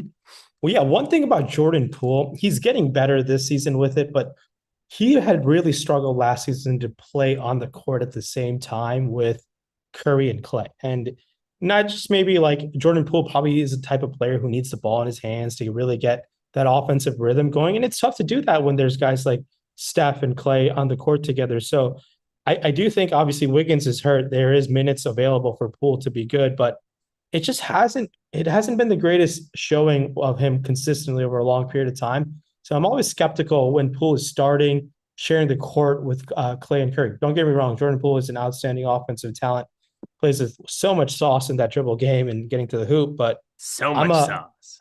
I mean, yeah, Jordan Klein was the one who agrees with me that Jordan Poole plays with a ton of sauce. And I think it's an okay tournament option. I'm not excited to go to Jordan Poole, even though shout out to Michigan for sure. Oh my God, I knew it was coming. I knew something egregious like that was about to be said because like you're slandering your boy over there. But dude, bro, chill life. That is the life of Jordan Poole, according to Jordan Klein. That's for sure. Shout out Jordan Klein, producer of this lovely program. Hit the like button for him. If not for, I don't know, the Slate starter back in session. All right. I wanted to go through that one because that's kind of a big stance that I'm taking there on Klay Thompson. I'm glad that you and I are on the same page there. Let's jump to Boston now because this is, the late night hammer. This is a great slate in terms of like late swap and reacting to as games are going on. You have 7 p.m. Eastern time, 7:30, then 8, then 9, and then you finish it out at 10 o'clock here. I do think on this back-to-back, because of how bad Boston played, they've had a proclivity to rest one of Tatum or Brown. I don't think that happens here in this spot. I think we would know by now. I got to look at these guards, though. They're coming in with a lot of ownership, that being Smart, Brogdon. Which one do you prefer on today's slate? I'm going to take Marcus Smart's minutes in the Lakers matchup. Malcolm Brogdon's minutes have been inconsistent. Yes, now he doesn't have to share the bench minutes with Derek White, as Derek White has been starting for this Boston team with no Al Horford. But I'm going to go with Marcus Smart. I think the upside of playing high 30s minutes compared to Brogdon's upside of maybe getting to low 30 minutes and maybe being generous is how I feel about that. So I'm going to go with Marcus Smart there. But I want to talk about this Boston team in LA. Jason Tatum taking on this Lakers team at Staples Center has insane splits. And I completely buy into it. There is something to it. Jason Tatum grew up a hardcore, diehard Kobe fan, as many NBA players did. But he just balls out in LA. Like insane career numbers in LA, taking on the Lakers specifically. He was awful last night. Maybe he was just saving the gas for tonight. Kawhi looked good last night, too, for what it's worth. It was fun to see. Kawhi's getting healthier. Yeah. I mean, it's Killer Kawhi. I mean, he's one of the best players of all time. But Jason Tatum just balls the fuck out in LA against the Lakers. It's just insane what he does against this Lakers team. You just turned on Jordan Klein again. He just got a little he went 0 to midnight real quick. You start talking hushed tones about the Clippers finding a resurgence in Kawhi. Oh, baby. I mean, the Clippers should win. 13, more like 13 inches. Am I right, Jordan? Yeah. I mean, the Clippers should win the championship. They're the deepest team in the league. I love them. They should win the championship, all things put together. Lord and Savior Zubats, that's for sure. Jason Tatum, I think he's more in play now because again, horrendous last couple games. I rostered a ton of him on Saturday, and I don't generally get to a lot of Jason Tatum, but we had all the salary and all the land to spend. And in 40 minutes, he only found himself to 37 or 38 DraftKings points. It was unfortunate. It was unfun. I do like getting to a little bit of him there. That's a good shout out. We'll get to the forward position next and talk about our Giannis interest. But to close out guard here before we move along, no news is really broken. That's kind of strange. Maybe it's the nature of a 5-gamer as opposed to a 10-gamer when we end up on these shows, or 7 yesterday. Looking at some of these cheapies, specifically from the Suns, you have Damian Lee, who's sitting down there and garnering a little bit of interest at 24%. I think we got to at least talk through what happens if Chris Paul fails. I don't think he's 100% play the way Tyus Jones was 100% play yesterday. I'm going to get to a lot of Chris Paul. Don't mind you. He's 50% owned for a reason. He's way underpriced going back into Houston. But what do you think about Damian Lee at 3,500 at this kind of ownership? I'm not about Damian Lee. Same. I'm not about that life. We are way too in sync today. He's just best known to be Steph Curry's brother-in-law. I mean, that's about it. I mean, Jesus. What else does he got going for him? I mean, I know he's getting the bag being an NBA player, but I mean, he's only in the league because he's Steph's brother-in-law. I think Steph's sister's pretty hot from what Steph's mom's pretty hot. Should we ask Melanie if what she thinks about that? She's working. I'm on dog duty, as you can see. Maybe I can't. He's just so passed out right now. It's on. There was a dog visiting this apartment. It's one of those dogs that's all bark, no bite. So, yeah. How is Duke doing? Last time Duke was a puppy. Oh, he's fantastic. Look at this guy. Oh, now he's up. Oh, he heard. Oh, living his life. Just doing it. Doing his thing. I will say he does not fit into that Duke jersey you got him anymore. That's for sure. Oh, that was a one-day fit. That was a one-day fit. It's so good. So just don't play Damian Lee. End of the story, right? It's not about don't play Damian Lee. It's that ownership, right? Yes. I mean, there are so many other options that we can pivot off of guys like not going to him. I know he's going to get some minutes and has a pathway of paying that off, but look, it's Damian Lee. I don't expect Damian Lee to shoot the ball double-digit times in this game. I mean, it can happen, but the chances of that happening, the probability seems awfully low for the type of player profile he is. And that's the reason why I'm not interested at this ownership. It's a 5-game slate. I do think the reward is massive if we find the one player that maybe is a little more expensive and outperforms him in this matchup, in this ownership. That's how I feel about Damian Lee. He's not the type of guy I'm looking to roster. Yeah, it's kind of the same way I feel about Pat Connaughton, Javon Carter that are starting to pull some ownership. I get we're trying to find that cheapie down here that can open up the board, give you access to another stud or something. But I've been known to force that a little bit more on Lucas slates. Giannis, I feel pretty good. Absent Drew Holiday, we'll get to the spend up there, but I'm not forcing it as much today because I do find this 6K range on every position. I mean, Chris Middleton, 7,200, DeAndre Ayton, and then Chris Paul. Every position has a guy that's just almost impossible for me to get away from. So I feel as though we don't have to be taking that kind of a risk. And Dario Saric, that'll be kind of our cheapie to discuss at the forward position. But anything else at guard that people need to know? Any low-owned tournament options for you? Yeah, I mean, low-owned tournament options definitely exist in that Houston game. Porter Jr. and Jalen Green. When those type of guys are going to combine to shoot for like 40 times a game, potentially, you should have some interest in them. I think they look like fine options to go to. I definitely think De'Aaron Fox, no minutes limit in a Philly spot. I'm willing to take some chances, no issues with him. And looking for some high upside tournament players out in like the cheaper end. Mike Conley returns for this Utah team tonight. What do the minutes in the Philly backcourt look like? Is it Milton going to eat up all the Melton minutes? I don't necessarily think so, but it's certainly on the table for him to take up a decent amount. It'll be interesting to see what Doc Rivers does there. It's been a while since we haven't seen Melton. So, and other cheap like low-end guys, as gross as it sounds, Eric Gordon's going to play a handful of minutes. No. He can get the 3-point bonus, maybe. It's gross, but look, gross plays win tournaments. It's just how things go. Yeah, and then Jesse, he can go on a downside of me, can go on Twitter and just bitch about absolutely every person who, oh my God, I can't believe this high-owned piece won. Oh, I can't believe this low-owned piece won. I probably shouldn't be talking crap about somebody tilting on Twitter. It's kind of my thing. Did Guys, Jesse have you in your feelings? It sounds like it.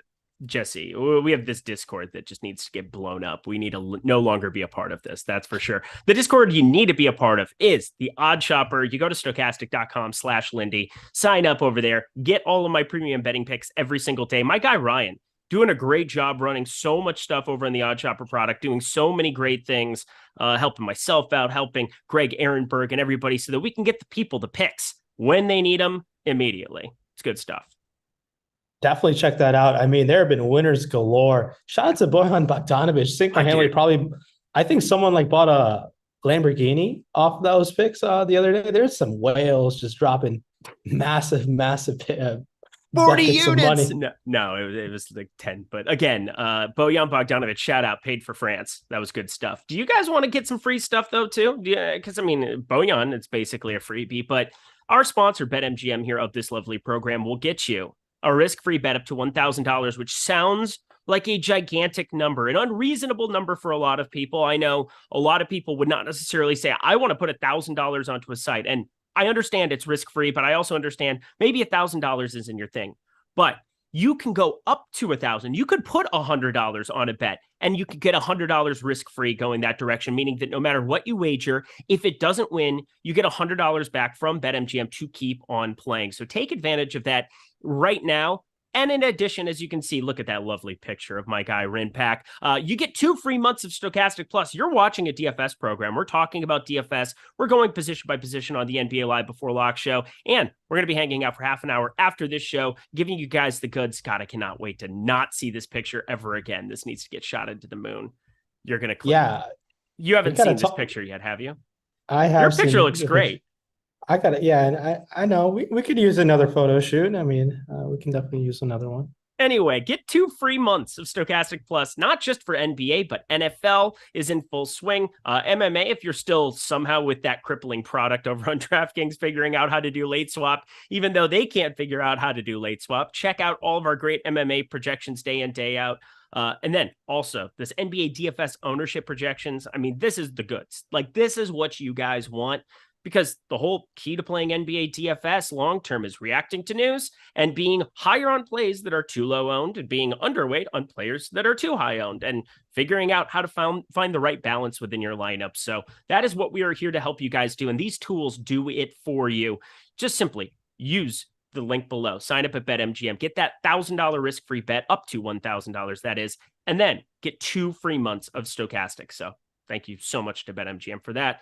Guys, let's ride to the forward position here. And I think the conversation I want to start with is Giannis Antetokounmpo now. I think he becomes kind of the spend-up du jour.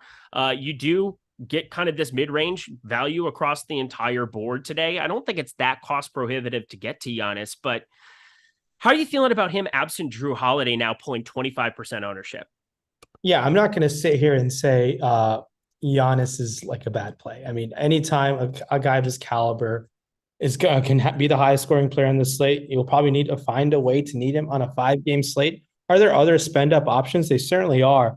But if I was playing one lineup tonight, I don't think Giannis cracks it. I think I'm gonna take his boy Chris Middleton as a spend down option. I really, really like Middleton at 6K today. The minutes are going up. I expect with no Drew Holiday, some extra ball handling usage to go through. I mean, look, it's this Milwaukee team. They can rotate the guys who carry the ball up the court. It doesn't matter. But I expect Middleton for those minutes to ride up. And 6K Chris Middleton is too damn cheap. Simply put together, if he's going to get anywhere from 30 to 34, 35 minutes or so, those range of outcomes for Chris Middleton to pay that 6K salary off on DraftKings looks pretty darn strong to me. So in terms of that forward option, I prefer Chris Middleton to Giannis if I was to pick one Milwaukee Buck forward.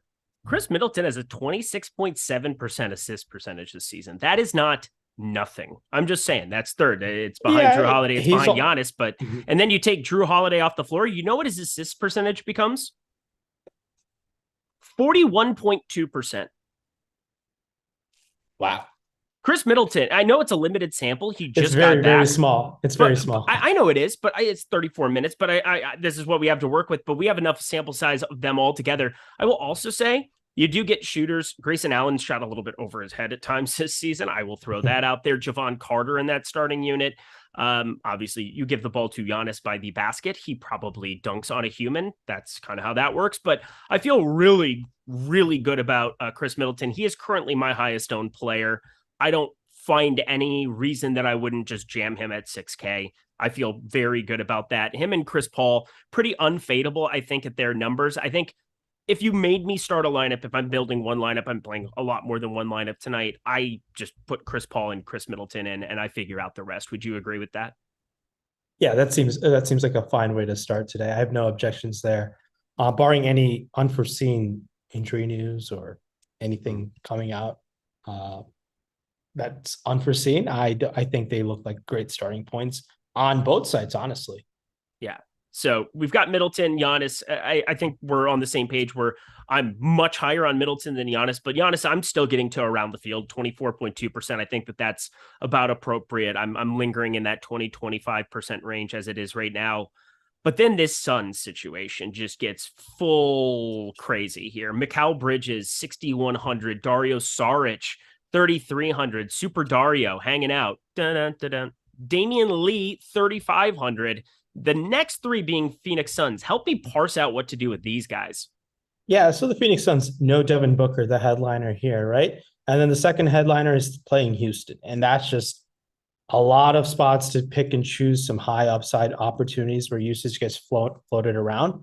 We touched on Chris Paul. And then can Chris Paul turn up the ante in usage and get some more shots over there? He certainly can so. But I like going to DeAndre Ayton as well. I think DeAndre Ayton is in a great spot on this Houston side of thing. Alfred Sengun is talented offensive center, but he is awful defensively. And Ayton is definitely a supreme offensive talent where I expect Monty Williams to have a game plan for Ayton to attack Sengun. And I really like Ayton. But other Mikal Bridges, there's Torrey Craig is there. And I think I'm going to take the minutes with Bridges. Torrey Craig can certainly play a lot of minutes, but he needs a lot of those peripheral stats to pay off for him. And those are extremely random. Torrey Craig is not the type of guy to take a bunch of usage there. I like Mikal Bridges and then some Super Dario, but Dario Saric, I mean, what do you think his minute ceiling is like tonight? That's still my hasn't biggest played. issue. Yeah. I can't even play him today at this kind of ownership. He's at 20%. I would much rather take shots on Javon Carter and Pat Connaughton if I'm trying to do some of these cheapies. What, Jordan Klein? What happened? What are you? Oh, we got a good chat going. I try to spend as little time in there as possible. Oh, wow. But I love you all. I'll see what's going on. I have 4 of them. I know. I've got them lined up. We're at the half-hour mark. We've got plenty of time, baby. I also wanted to see this, which I knew was coming. I fucking knew this was coming. Harden, Thibault. I did not think Shake Milton was going to start. Thibault, Harris, Tucker, Embiid on Tuesday. They need to have something coming off the bench, right? Like, you have James Harden and Joel Embiid. Why would you want Shake Milton, who's probably the only other guard who can create and do anything on this basketball team? Danwell House listed out. I thought we'd get somebody wonky. I thought it was actually going to be Danwell House if he ended up playing, but that's a different story for a different day. I thought it was a chance of being Korkmaz, which obviously did not come to fruition. But Matisse Thybulle, this dude is such a zero from a fantasy perspective. Great defender from time to time. Such a bad offensive player. But what do you think about that starting lineup? My Lord, it looks just Thybulle is so bad. Oh, Thibault is a good defender. He's a bad fantasy player for sure. But I'm trying to think if I would take a chance on Thibault at that price tag at 3K over chalky Damian Lee. As gross as it sounds, I think I can do a lot with $500. I need to take a look at what this might look like because there's some opportunity with Utah as well.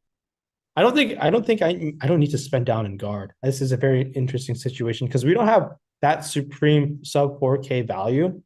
And that's why Thibault kind of becomes a discussion. But usually it's never a discussion with Thibault. I'm just trying to think this through. It's not because there's not much sub 4K value on this slate, unless if you think otherwise. Terry McBride, I appreciate you, my guy, calling me out. Just once in a while, I get a little excited, especially when I'm hosting, especially when I'm back on a show with my dude Rinpack. Sometimes the F word comes out. It's okay. I've been using it pretty liberally for the most part. Pluto, let's just do all the super chats. I have a lot to catch up on. I think this is a good portion while I update everything while we wait to see if Matisse Thybulle, he's not going to make lineups for me, but I get it. That $500 might matter. I think you can play him on FanDuel where you get that steals bonus. That's where I think you could, for sure. I'm not playing FanDuel. But by no means is he a priority play because Matisse Thybulle also, he could play the whole game and not take a shot. So you're really hoping for steals, rebounds, and I'm just looking for pivots off of Lee. This is just for the sake of a pivot off of Damian Lee. It's a Sacramento matchup, so there's pace, there's opportunity for the ball to get stolen. I'm just trying to find reasons to play him off of Lee, but there aren't that many. All righty, let's do the thing here. Eric Traub, $4.99, my dude. Hashtag Team Eric. Any chance we can get Ryan to go tip to tip with you, Eric? Do you know this? Do you know Greg and I? Just to shout out Greg because he's not on the show today, and I love him very much. You got to do this. You do the thing. See, tip to tip.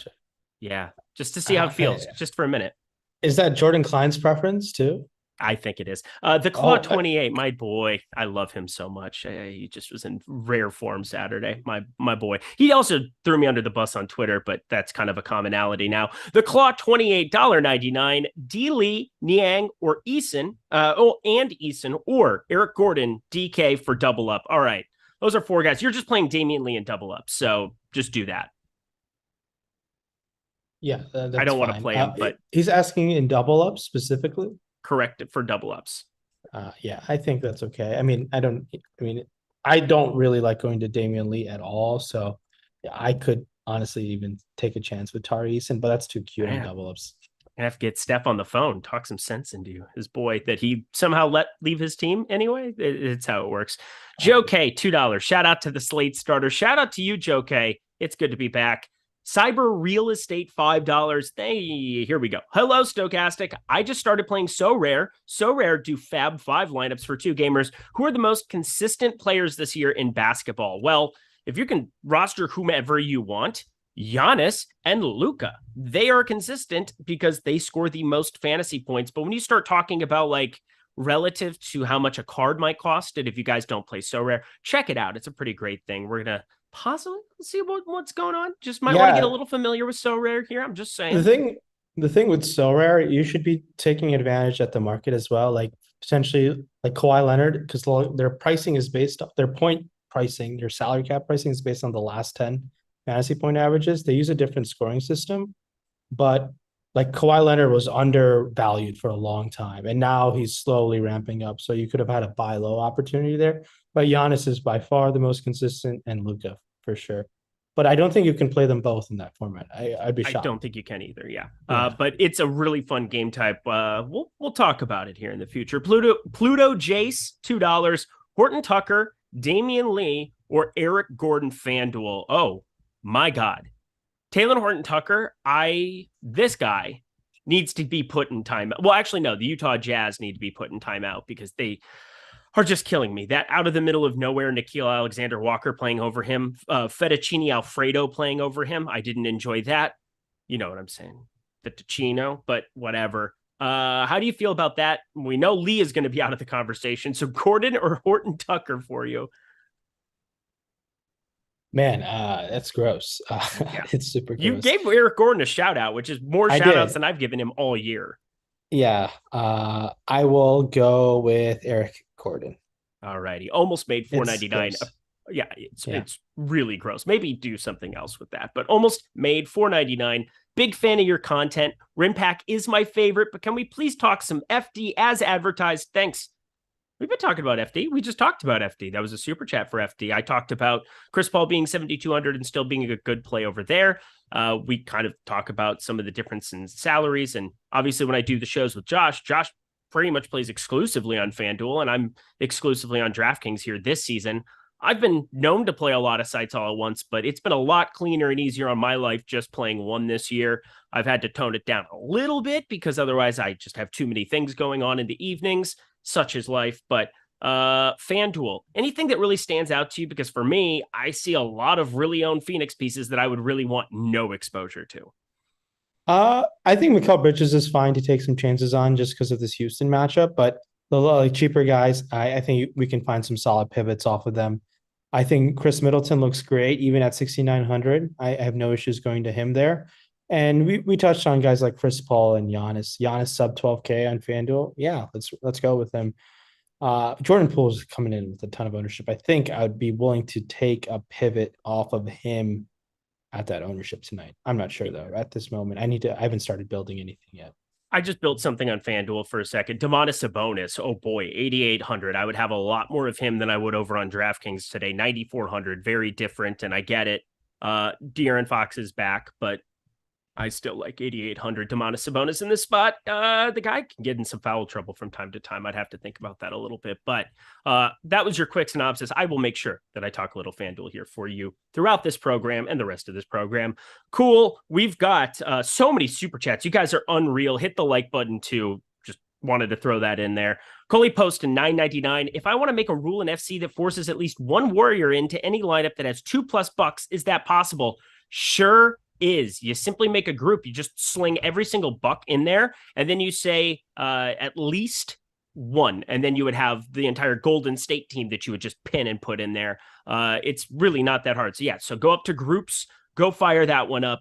It is really, really easy. Just create a new group. I'm going to do it here as we're talking. You simply find team. You could just literally sort it by every single one. Click on the add key on it very, very quickly. Add every single member from the Milwaukee Bucks, and then use at least one player from a group. And then in that, the rest of the group, you would key player, or not key player, but you would be able to have the other group being the other team. You could do that. I'm not going to do that because I never think about that, but appreciate you. There you go. Hopefully that helped. Race Fan 22, Kelly O, Jabari S, Bridges for a DK lineup. Thanks. So Kelly Olynyk, Jabari Smith, or Mikal Bridges? Mikal Bridges for me. Yep, I think so too. The other two just seem bleak, even though Bridges is really popular. I would go that one too. Jeff Williams, $5, playing a single bullet in the 3180 on DK. Big spender. That is good stuff. Best of luck. Best of luck. Would you play CJ with Embiid or Giannis or Harden with Zion? Thank you for all you do. I guess this is just basically asking you for your favorite spend ups, Ryan. I will go with Harden and Zion there. I do think that'll be a little bit lower owned. Yeah, I think it'll be Harden and Zion. Maybe. Do you think different? No. I think I would go Harden, Zion as well. I'm pretty in love with that combination. CJ with Embiid. CJ with Embiid would be a little bit interesting. It depends what you're trying to accomplish. Again, you can be a little chalkier in a 3180 there. CJ McCollum is going to be very popular for those purposes. I don't think Harden and Zion end up nearly as popular as what CJ McCollum plus either one of those two would be. So I do like the Harden Zion side. Yeah, it's going to be a Harden Zion side. I know I haven't mentioned his name till yet, but I like getting above the field on James Harden tonight. I have been all season long, and I know he's coming back from an injury, but I really like going to him yet again tonight. All right, one more super chat, and then we'll get back to forward. My God, you guys are just way too generous. Shane Daly, $2. Brown Tucker or White Herter? Which those are just like different stratospheres of pricing, aren't they? Like Brown Tucker. It's PJ Tucker and Jaylen Brown and who? And then it was White and Herter. Like those don't even make sense. No, I think that adds. Goes. I think Does that adds really? Up, right? Derek White and Kevin Herter. Derek White and Kevin Herter doesn't add up to Jaylen Brown and PJ Tucker. How much is Brown and Tucker? 11.9. Jaylen Brown is 9,200. Oh, 12. And then PJ Tucker, yeah, that would not even be in the same realm. No, yeah, I think that he's missing a player. Or yeah, I'll try to get some more information on that one here. If you want to shoot us a super chat, because obviously Brown Tucker, I don't like PJ Tucker, but like you're talking about leaving $4,000 or something on the table. Pretty ridiculous. Cool. Rinpax in the Matrix? What's happening right now? What did I just miss? I just pulled chat up again. I don't understand. Thanks, Jordan Klein. You're so very helpful. Appreciate you, pal. Way to be there for me. $5 from H. It just is. Oh, there's a question underneath it. Have you guys been using lineups from the new lineup generator as well as building with FC? Curious how to start incorporating lineups from the generators, fellas. Cheers. Oh, that sounds like a pretty fun thing. NBA lineup generator. Not just that, but you go to initiate. You can do FanDuel. You can do Yahoo. We have the tournament GPP. You can do it chalky lineups, balanced lineups, contrarian lineups. I like to click on the contrarian ones. And now you can swap out players. It is very, very cool. So go to the lineup generator tag if you're so inclined, Jordan Klein. It has gotten so much better. And I will say, it's one of those things where we released it in beta. We wanted you guys to try out stuff and get your feedback. It is like fully operational and ready to rock now. You have the opportunity to be able to swap and to be able to put in players at the same level of tag. You can simply click on that little swap doodah thing on the right. I'm going to get made fun of for saying that. I don't care. Just absolutely check out either the all lineups. You could go contrarian lineups. You can click on anything that you want there. It'll show you the projection and then the ownership of those type of lineups. It'll show the projected number at the top. Such an amazing addition here to Stokastic. One of my favorite tools to be playing with, especially now with that swap feature. What you're going to do is when you have a lineup that you really like there, you're going to click save. It is going to have it. You can view up to 20. Yeah, 20 that you could have, and you can export it as a CSV now. Unbelievable stuff that's getting incorporated here with some of the lineup stuff that we're trying to put together for you guys on a day-to-day basis. So that NBA generator, very, very cool. It's a fully armed and operational lineup builder. Yes. Yeah. Made it sound like the Death Star. It's fine. Cool. Rest of the forward position. We're back, Ryan. We're back. 17 minutes to go. I'll make sure we get to center. I'll make sure that I give a shout out elsewhere and finish this out. But who are your favorite low-owned tournament options for DraftKings today? For the rest of the forward spot? That would be correct. All right. So low on tournament options. We touched on. Look, I think Jason Tatum's going to be low owned. Personally, I know he's $11K. It's expensive for Tatum, but I have a strong merit of Tatum bounce back performance today. He's going to be maybe a third of what Giannis comes in at. Other pivots off of Tatum and other pivots off of Giannis would be guys like LeBron. And then Zion Williamson, the cover boy, sub 10K Zion Williamson, no Brandon Ingram. I honestly think Zion Williamson should be a 10-5 player when Brandon Ingram's not on the court. And he just gets involved in so many different ways. I'm all about going to Zion today.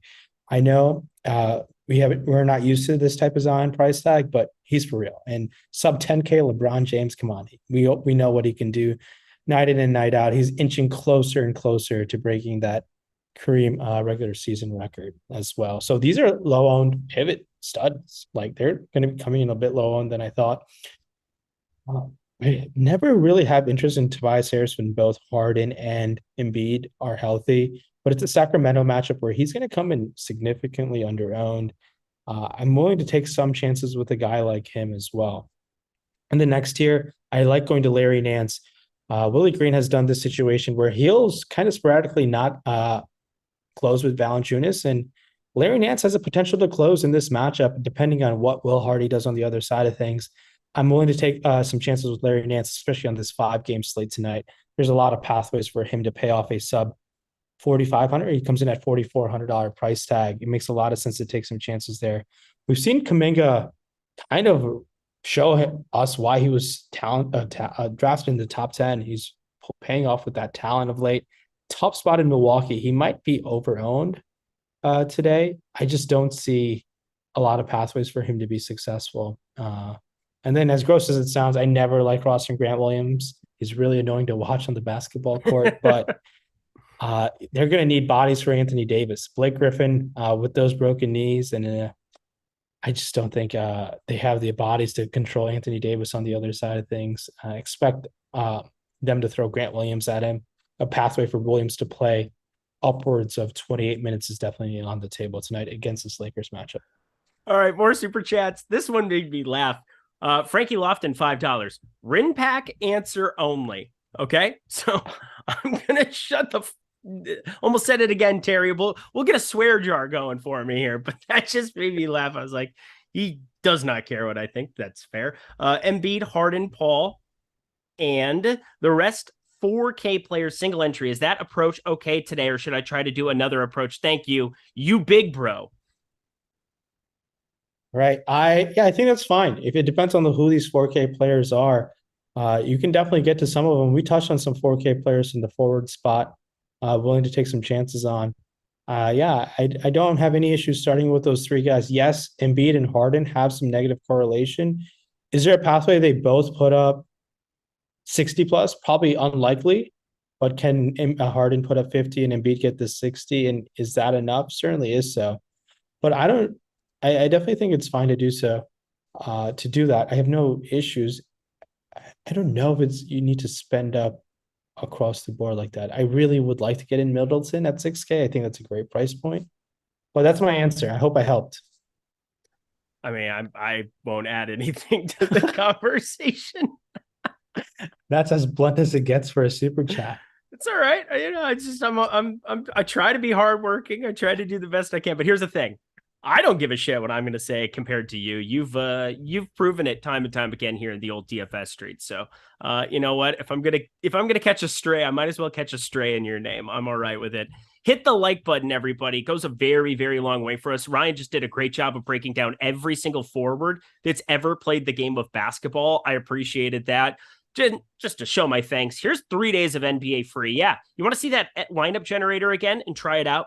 Give it a test drive, see what you like a new Ferrari, if you will. Get yourself 3 days of NBA here at Stokastic completely free. You sign up in the link in the description box below. Simply click on it, follow all the rules, join the community. It'll be awesome. 3 free days of our NBA DFS tools. That is NBA DFS ownership, DFS projections, 1v1 tool, lineup generator, top stacks tool, and so much more. I feel like at the end of that, I have to just say things don't apply, whatever like they do on TV. That was probably the worst read I've ever had in my entire life. But you know what I'm saying, guys? It's 3 free days of NBA. I don't know how you wouldn't want it if you're watching this program. All 3.3K of you. Really, really enjoy that. It's good stuff. What? Go ahead. One more super chat. Okay, let me find this. We've had 498,362 of them. I'm getting caught up. It's going. Here to Zachary. Arakelian, there we go. Tatum, Looney, Olynyk, or Markkanen, Murray, Ayton, FanDuel single entry. All right, let me pull up the FanDuel again here. Tatum, Looney, Olynyk, or Markkanen, Murray, Ayton. Keegan Murray, correct? Right? It's got to be, and Keegan Murray goes back to dust. Also, shout out Iowa State. Damn these Hawkeyes, but I think we can get on board together with that one. But I'm going to the first one: Tatum, Looney, Olynyk. Yeah, that's fine with me. I'm never the one guy to roster Kevon Looney whatsoever. That's just a personal bias of mine. But yeah, I think in that situation, I think the Looney side makes sense. Yeah, Looney's going to play more minutes. He probably closes the game. I'm just thinking, well, depends what they do. Yeah, I think Looney closes the game. Yeah, that makes sense. Oh, we got more super chats. My goodness. My filler arc $1.99. LeBron plus Jock Landale. I forgot he existed. Or Herder Ayton. I don't even like Kevin Herder, but I'm definitely going to the second one. Kevin Herder and Ayton, I think there's some higher upside of getting you to 80 fantasy points where Landale could essentially play 10 minutes and get you 10. But that's Herder Ayton has much superior upside. Yeah. I mean, if there's a blowout, maybe he gets extra, but they've played Ayton when they're up like 20 with 4 minutes to go. If you watch the Suns, they legitimately let their starters play to the bitter end. Yeah, it's because their bench is straight ass. It's got an awful bench. Shout out their bench. Shout out the Suns bench. There you go. Jeff Williams, $5. Kuminga or Grant Williams with Lance or Lee and Vanderbilt on DK. So Kuminga or Grant Williams versus Lee and Vanderbilt. What? This is as gross of a 2v2 as it gets. I've never heard a worse 2v2 in my life. No, I don't want to. I don't want to play Kuminga and I don't want to play Grant Williams. I could say that. As I think what Kuminga and Williams side is the most upside, right? Was that an option or did I? No, it's an option. I think Grant Williams could play 28 minutes potentially. Just because they might need his fouls against Anthony Davis. But he might need his fouls. That's a nice way of saying he has upside, Rayen. I'm just saying they need bodies. They have no Horford. I mean, Luke Cornett's going to get some minutes as well. So All right. Kind of One more. Well, spot. we'll get two more. We got to get to center here in the 9 minutes. Shane Daly, $2. Last man, Poole or Thompson. I'm going the Thompson route. I think Rayen is too. Yeah, give me Klay Thompson. Yeah. Yeah, I like Klay Thompson. Yeah. Devin Davis, 250. My God, you guys are way too generous today. Milton, Payne, or Brogdon for a small field. So we're talking small field here. Milton, Shake Milton is not starting. I don't know. He'll be coming off the bench and having to play. I don't think he's like somebody that I would remove from my pool. He's not exactly free though. 5,200. I can't do it probably. I would probably say Brogdon just because he's the best straight up option. Gives you a little bit of savings. What do you think about those three? He said Milton, Payne, or Brogdon. give me campaign. I think in this Houston spot, I think he could get hot off the bench. The other guys are just, and he takes shots when he's on the court. So Shake Milton certainly it's close between Payne and Milton for me. One just came in. Brian Durkee. Can we go Kessler? Same price as Nance. Oh, I like them both, honestly. I'll go the Larry Nance side of things. I think it's price specific. I mean, Nance is 5,700 on FanDuel and Kessler's 5,500. These guys are expensive on this site. I'll go Larry Nance. All right, let's go to the center position here. Guys, hit the like button. We're going to be staying half an hour afterwards, talking through some ownership, reacting to the games live, talking through some BetMGM, also some of our favorite bets, because again, that is what we do a lot there in the old premium Discord, helping you guys out every single day, trying to make some money. Bojan not on the slate makes it more difficult, but to the center position where DeAndre Ayton, he seems pretty popular, Rayen. Yeah, I'm about it. I think DeAndre Ayton should shoot at least upwards of the high teen side of games. I know the last game went to overtime and he shot 18 times, 13 of 18 from the field. I expect the game plan should be around DeAndre Ayton and exposing the interior defense of Alfred Şengün. So I know Ayton is expensive, but he's a nice option on this center slate if you don't want to spend up for Embiid or Anthony Davis tonight. Yeah. There's really no way around it. I think he's a good play. I can't possibly say that he's not. That would be kind of bonkers. He's very, very highly owned for good reason. We have the Giannis power forward center eligibility, but this one's a little bit surprising to me. Jonas Valanciunas, you talked about liking Larry Nance. I like Larry Nance too. I get the price is 5,600 and I look at our tools, the NBA boom bust tool, and he is a guy that was just shockingly popping up in a number of lineups that he was somebody that was coming in a little bit more popular with better optimal percentage. That has since way toned down. He's down to 13.9% optimal percentage. All right. I don't have to think about that so much, but how on earth is he the third most popular center on today's slate? Sorry, say that again. Who's the Jonas third most? Valanciunas. Man, that's the floor is so low with a guy like him. None. It is really difficult for me to have confidence in a guy like Valanciunas. But look, he can spike an upside. He certainly has that, and I'm willing to look elsewhere. Yep, I think that's the right answer. I think that's what we're going to do. We're both going to do it together. It's going to be lovely. Alperen Şengün, our boy, shout out the Slate Starter podcast. You made him a thing before he was a thing by anybody else, and now he's proven to be pretty good, pulling some ownership, but really nobody's pulling ownership at center. Anthony Davis way up there, but he's probably earned that tag so far. Unbelievable start to the season for him. Domantas Sabonis now a lot lower. Who are your favorite centers to be getting to on today's slate to round out the show? Yeah, no, I think one thing that I don't know for sure who's going to be coaching the Rockets today. I believe Stephen Silas's father passed away, and we might get John Lucas coaching the Rockets today. So we might get potentially a wonky rotation out of nowhere. I'm not sure. I haven't caught up on that piece of news yet, but just want to let everyone know that is on the table. I haven't got any updates there. I believe John Lucas was once jumped over by LeBron James on Christmas Day and had this insane poster, but that's neither here nor there. It's here. It's still there for him. I'll tell you that. Yeah. I remember that. But I think talking about this rest of this Houston team, it's the guards for me. I'm going to stay away from the forwards here today. All righty, guys, hit that like button. We're going to kind of recap everything here as we go. Rayen, I want to make sure you get your lineups in too. In case you guys aren't aware, this is one of the best players on planet Earth when it comes to the old NBA DFS. He is ranked as such. He is fantastic. He's going to get himself a bink sooner rather than later, especially because now we got some good juju back here on the show. But we go position by position to round out the show as well. Make sure we get you our highest owned players at every single spot. I am updating my lineups here as we go, uploading, and I am all set. You ready to go position by position? All right, let's talk it through. All right. Do we have any other super chats that came in? Let me double check this before we do anything. Oh, yeah. B499. Do opposing forwards have a positive, negative, no significant correlation in DFS, like Zion, Markkanen in the same lineup, or don't care? Obviously, if they're in a game environment that goes nuts, there's going to be that. But in basketball, the only shared statistic is an assist to a point from your own teammate.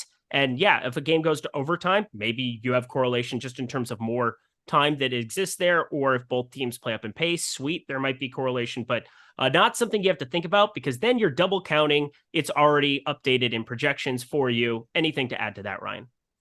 I think he's talking about opposing forwards playing against each other, right? Right. So yeah, opposing. So I'm giving him the basis by anything being correlated. That's the only thing that's correlated in terms of scoring. It's not like quarterback to wide receiver.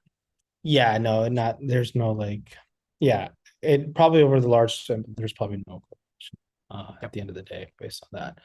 If you want to granulate to like a super small sample size, like if you're playing like those fourth quarter and second half showdown slates, then you could make an argument, but not on a full slate, I don't think. Amazing. Thibault gets so many open threes, can't even shoot 34. Yeah, he's terrible offensive basketball player, but gonna go position by position. Are you playing just DraftKings, FanDuel? What are you playing today, my friend? I'm on the final site that I'm uploading. So I'm on site 404. I love it so much. People are saying I'm playing tennis, which is hilarious. Because my eyes are going back. I see that now. That's great. People are funny. Chat is in a good mood today. Chat, you're making me happy. You're making my life better. That's not always the case. Hey, I had to add some color to the streams, right? I mean, it's been a minute, right? Jesus. I love you so much. Guard. Ryan Turkes. I don't know. Can we go Kessler at the same? Yeah, I already got that. God, you're wasting time, Jordan Klein. Pay attention. I love you. I was just kidding, baby. I'm sorry. I didn't mean that. Chris Paul, Javon Carter, Marcus Smart. How you feeling about them?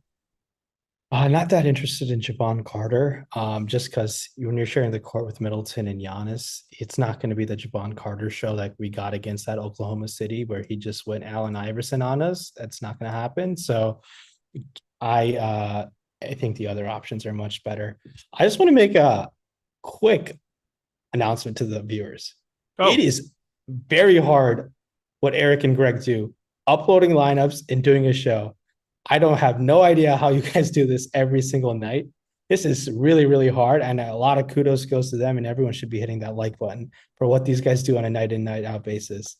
This was really hard, and they deserve a lot of credit for holding down the ship. Yeah, this is gotta give you a lot of credit. This is not easy. Well, I did not mean to play as much Malik Monk as what I just did because I absolutely hated him. But these are the kind of casualties that would not exist if I had more time. I'd be like, why do I have 8% Malik Monk? I don't like Malik Monk. I don't want to play him. That's a lineup spot that is now gone to the gods. Hopefully, I somehow got everything in for now, so we have something in. Yeah. All right. Well, that's good. We're gonna be able to update some of our own stuff here as we go. Because again, a little bit of a staggered start. That kind of makes it fun. We get half an hour to be able to react to things that are happening here in the Sacramento and Philadelphia game. And then we're going to get ourselves talking about Milwaukee. I want to make sure everything's fine-tuned there. I will say, over the course of this show, Javon Carter's ownership has gone up, up, up. So is Chris Middleton. He's nearly 50% on par now with Chris Paul. Both of them sitting in those upper 40s. So it's going to be very, very insane what we're looking at with ownership. The Javon Carter thing is a little bit wild to me, but let's kind of react to some ownership, shall we? I'm going to pull up the $15 over on DraftKings, play a little more or less here as we get going. And what time do you think the game actually tips off at for Sacramento, Philly? They're playing in Philly. Is Meek Mill in attendance? No, I'm just kidding. Shut it down for Meek. 6:06 p.m. Eastern, and Embiid wins the tip. Oh man, are we doing a Righteous Gemstones or not Righteous Gemstones? Sorry, what's the movie Adam Sandler, the one where they bet on the Kevin Garnett tip and it drives me bonkers every single time? Oh, Uncut Gems. There we go. Uncut Gems. A wild ending. A wild ending to that movie. Yeah, things got out of hand. That escalated quickly. Let's pull up the 15. Shout out to here. Julia Fox, right? Oh, Julia Fox, yeah. Except for now, she's what? She's he who shall not be named's muse, so we can't really talk about that. Holy God. Sure. Yeah. I want you to guess James Harden's ownership in the $15. 17. 31. Oh. And change. Damn. Tobias Harris. 12.74%. That's a lot more Tobias than what I was anticipating hearing too. Domantas Sabonis, my guy, I've got a couple with him. 5.34% owned. Again, still going to be out creating triple-double time, one time. That'd be great. Let's see what else we got going here. Not a lot of other lineups being filled. That was a surprising number on James Harden, not going to lie. Yeah, I'm pretty shocked. I thought I would get above the field on Harden at 30%. I did not, which is upsetting. I didn't want to hold hands with the field about James Harden, but looks like here we are. But Joel Embiid, guess that one. I think he's probably pretty low owned. I want to say maybe 12 or 13%. 15 and change. Okay. So there you go. Pretty interesting. I think those are kind of the highlights that we had. I wanted to try to find I thought I had a couple lineups with De'Aaron Fox. Maybe he didn't end up in there. I know frickin' Malik Monk showed up in a lineup or two. I'm not very thrilled about that, but again, that's the casualty of doing some of these shows from time to time, Ryan. A guy that you didn't want shows up, and then maybe he'll save the day. We'll find out. Kevin Huerter, 9%. That's quite a bit on him, I would say. Number of guys that we're looking at here from the early game that we'll pay attention to. Nobody heard that. Jordan, nobody heard it. It just cancels out. It's just us. It's blaring to us. Whatever. Let's do this, shall we? Going to the betting board here. We go to oddshopper.com for these goods. If you guys haven't signed up at BetMGM, once again, you get 2 free months of Stokastic when you take advantage of that offer in the video description box below. You click on the link, you find yourself to the BetMGM landing page. You bet simply anything that you possibly want in all of the land, depositing at least $10, and you get that $1,000 risk-free bet. And once that bet settles, you get yourself 2 free months of Stokastic. Pretty simple, pretty easy. And then Odd Shopper, that is where we go to find our best bets here for the day. I have a number of things in play here. A lot of points props again. I don't know what it is about points props, but some of them have been set pretty low. I think Odd Shopper's done a great job at identifying a number of those as well. Giannis is up to 32.5 points, still looking like one of the best bets. Bet him at 31.5 earlier today, NBD. Do you have any of your favorite bets on the board for today, Ryan? Oh, let's take a look. Yeah, it seems like something we should do here. Harden, 42% in 3K. Wow. Yeah, Harden ended up way more popular than I anticipated. And then I'm assuming all the Philly bets are off the board right now. Philly? Yes, they are off the board.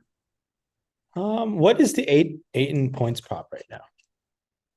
8 in points prop. Well, luckily, you go to Odd Shopper, you can literally type in Ayton at the top of the page.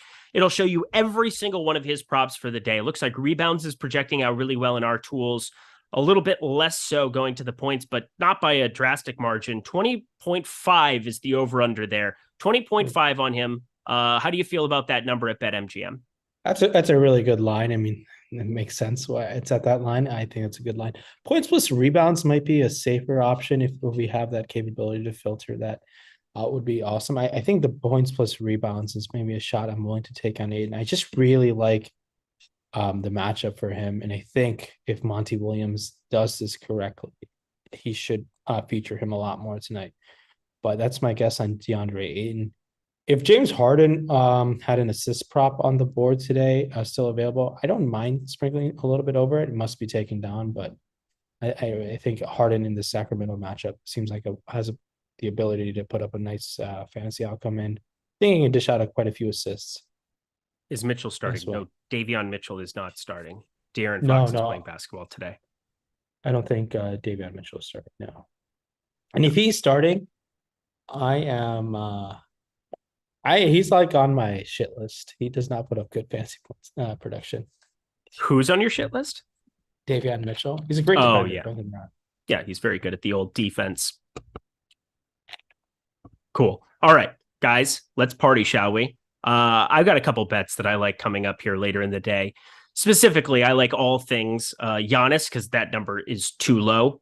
We're not talking about salary-based expectations. We're not talking about ownership. We're talking about how do we project this points prop? And 32.5 points sounds crazy.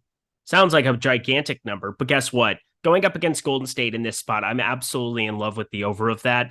That is also explicitly shown here in the tools. Chris Middleton is at 16.5. I want to see how we rated that one out. I'm very curious about that because I was in love with Chris Middleton's points earlier in the day. He is, the points are still, it's all right. 17.5. It's gone up a little bit. It was at 16.5 when I bet it. So yeah, it's not going to project out as well at that number, but points plus rebounds plus assists looks really good for Middleton. This is a guy that I'm invested in DFS. Hard to believe that I am not going to be liking him when it's just 27.5 for points plus rebounds plus assists. Are you on board with me on that one? Yeah, I'm all aboard the Chris Middleton train today. I think hopefully those minutes keep going up, and I think he has an opportunity to put up a solid performance today. I like going to Chris Middleton in all types of bets today. That's being points plus rebounds, points plus assists, and then the points plus rebounds and assists. I think Middleton has the upside to do some damage. I think there's a lot of ways where he can find a way to pay that off. Hopefully, he gets, like we talked about, that assist percentage going up without Drew. Puts him in a position to get some extra assists that he's usually not accustomed to. Are you familiar with my battle with the green check mark? How much I hate it. That's from a year ago. Yeah, it's about give or take. What's happening now? Oh, just people are coming in and saying that like somehow Davion Mitchell was listed as a starter on FanDuel today when that is obviously not correct. Was he? I guess so. Oh, wow. Hopefully people played him. That would be great. He is definitely not starting. We just got that starting lineup that came through in a place that is far more reputable. Fox, Herter, Barnes, Murray, Sabonis. Exactly what you expected. That's been the starting lineup all year. Yeah, no, that makes a ton of sense. Those guys. All right. Got to update one thing on my end. All set. Cool. Yeah, Chris Middleton, Giannis. I think that those all make sense as good bets. Do you have anything from that late night hammer? It sounds like, once again, this is an important piece. We're waiting on this. Exactly who we expected. Javon Carter starting, Allen starting, Middleton, Giannis Lopez. Everything looks good. Javon Carter, do you like him any more or less? Because I think you were assuming he was starting too. I was assuming he's starting, and he comes in at a $3,300 price tag. And he's going to be heavily owned. He's going to have a lot of ownership go to him today. And I'm skeptical. And I think just because I would rather go elsewhere. I know he's going to probably grade out as a good point per dollar value play. I'm going to take some chances and come in under the field on Javon Carter. I can't be holding hands with everyone playing Chris Paul, Javon Carter. And it's really hard to get different nowadays in NBA DFS to come up in first place. So I got to make some stances. And Javon Carter, I don't think has the quote-unquote upside when Middleton and Giannis are on the court, in my opinion. Hopefully it doesn't burn me. I mean, this guy looked like Allen Iverson about a month ago, so He did. I don't know. Yeah, that's a good way of putting it. That ridiculous game that he had that there are really no words. Yeah, put up 62.5 against OKC. That seemed pretty good. Feel all right with him. I'm probably a little bit higher on him than you are, but I'm floundering around the field, and that's never a good feeling. I had 40% in my last run, and that's legitimately, he's at 39.2%. I think I want to try to trim that down a little bit, but trying to add more Connaughton and Saric surely does not feel good. So I'm probably just going to end up undercutting, having to do something manual just to get underneath the field on that. How many minutes do you think Sarge plays tonight? 18. I think he's an atrocious play.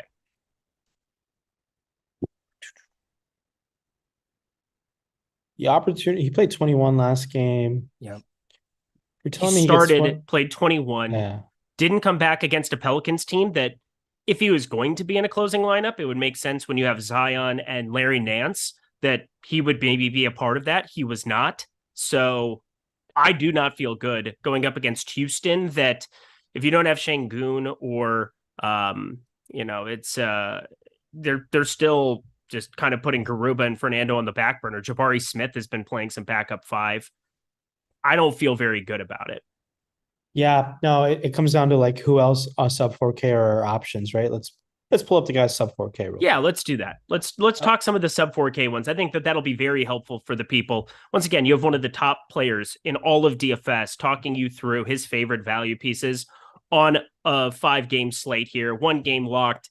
There wasn't a whole lot of value, should I say, from that first one. We were looking at more high upside options, but pretty much starting up at 4K alone, right? Tari Eason, this guy how he can pay this off is probably foul trouble to the wings over there, or Jabari Smith specifically. Mm-hmm. He has shown an upside of getting it done. I don't have much. I'm willing to sprinkle some of him in. I have no issues getting to him at 4K, but where people are flocking to like higher owned, like cheap plays, or like it's even like sub 3.5, right? It's Damian Lee, 3.5 and under. He's getting a lot of ownership, right? And so is guys like Saric. He's getting a ton, as is Javon Carter, right? Yep. I mean, those guys are all projected to get the most minutes out of the bunch, right? Out of anyone else here. And I'm trying to see if there's anyone else. Like you said, Connaughton. Yeah, that's like long shot tournaments have no issues there. But how do you feel about a guy like Pat Bev, who's been playing more minutes of late? I know. Yeah. You got to feature him for a trade, right? Like you got to get Bojan out there. God, I hope that doesn't happen. I don't think the Pistons are going to trade Bojan. I think it's going to be the Detroit Pistons going forward. It's going to be Wembanyama, Cade, Ivy, Bojan, and Jalen Duren. That's the future. And then Killian Hayes, the 6th man off the bench. We've got the French connection. It's good to go. So that was enough of that. The absolute propaganda for the Pistons, per usual. That's kind of what you do.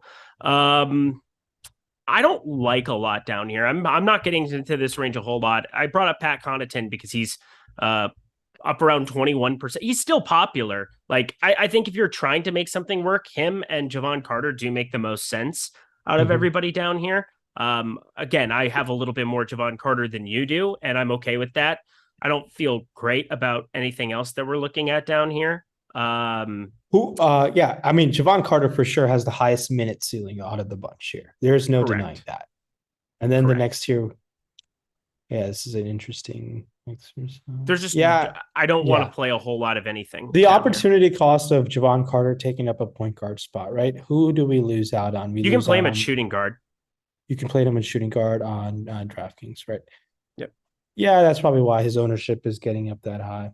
That makes sense. The more and more I'm almost exclusively playing him at shooting guards. It looks like it's kind of like yesterday where I didn't get to a lot of good win because I wanted to save it all up for Tyus Jones at point guard spots. So I made him shooting guard only. I think that probably a pretty good path for today's slate too, even though you don't have to do that. I'm kind of just forcing to do it because it's fun. Like I like the way my lineups look with him at shooting guard. Yeah, no, I think I think he personally, maybe he doesn't get into one, but if I'm building 3 lineups, he definitely falls into one of them. The more and more I think about this opportunity cost by position here. I know we touched on Marcus Smart earlier. I really like Marcus Smart at that price tag. I'm willing to, hopefully he plays a hand like at 30 plus minutes, and hopefully this Boston team just shows up. Puts on a nice show for us. Late Night Hammer, I do think a lot of Boston guys will be low owned. That being Jaylen Brown and Jason Tatum, both have 50-point upside for sure against this piss poor Lakers team. And Anthony Davis is going to continue to be low owned, in my opinion. I don't think people are going to get to him. And he's just putting up monster numbers. 70 or more fantasy points 4 out of the last 6 games, I believe. Is that good? 3 out of the last 5 games. That seems as good. You know. And how many times did I bring up Anthony Davis on the slate starter night in, night out? A million. And it's been fun to see this because I truly think he is one of the best out there. And if he stays healthy and doesn't go to the locker room, I think Anthony Davis will be low owned and obviously has the upside nowadays to outscore Giannis pretty easily. So I really What do you think about this take? I can't believe what I'm reading. Anthony Davis is not worth 10K with his injury risk. Is Eric drunk? What? What are you talking about? Is not worth what, like for DFS purposes? Yeah, I think definitely earned. He's earned being 11-1. Have you seen him play basketball this year? He's earned to be 13K. I mean, when the guy's putting up 70 fantasy points, he was 13K at one point in New Orleans. Yeah, I have like Anthony Davis is a great tournament play, and I don't feel good about anything down here, but a lot of the Javon Carter that I'm getting to seems to be associated to Giannis Antetokounmpo and Anthony Davis, getting to those two cats. Yeah, no, I mean, these guys look pretty good. I know cover boy Zion Williamson's going to be just really low owned. I'm getting to quite a bit of him where I might be swapping off of him a little bit just because I think I would rather spend up a little more and get the Tatum or LeBron. So I got to pivot around that situation. Well, the thing about Zion is that there's more of a minute ceiling that exists for him than what there is for the other guys. Like Zion in this fantastic run that he's had, 42 minutes. That was the overtime special, I do believe, against Phoenix. And then otherwise, he's been right around 36, 37. The other guys in competitive games are playing just a little bit more. Like Anthony Davis has played a boatload of minutes on this tear that he's been on. He's been up 37, 40, 37, 38, just a little bit higher minute ceiling that exists there. And the Lakers playing at the second fastest pace in the NBA, pretty useful.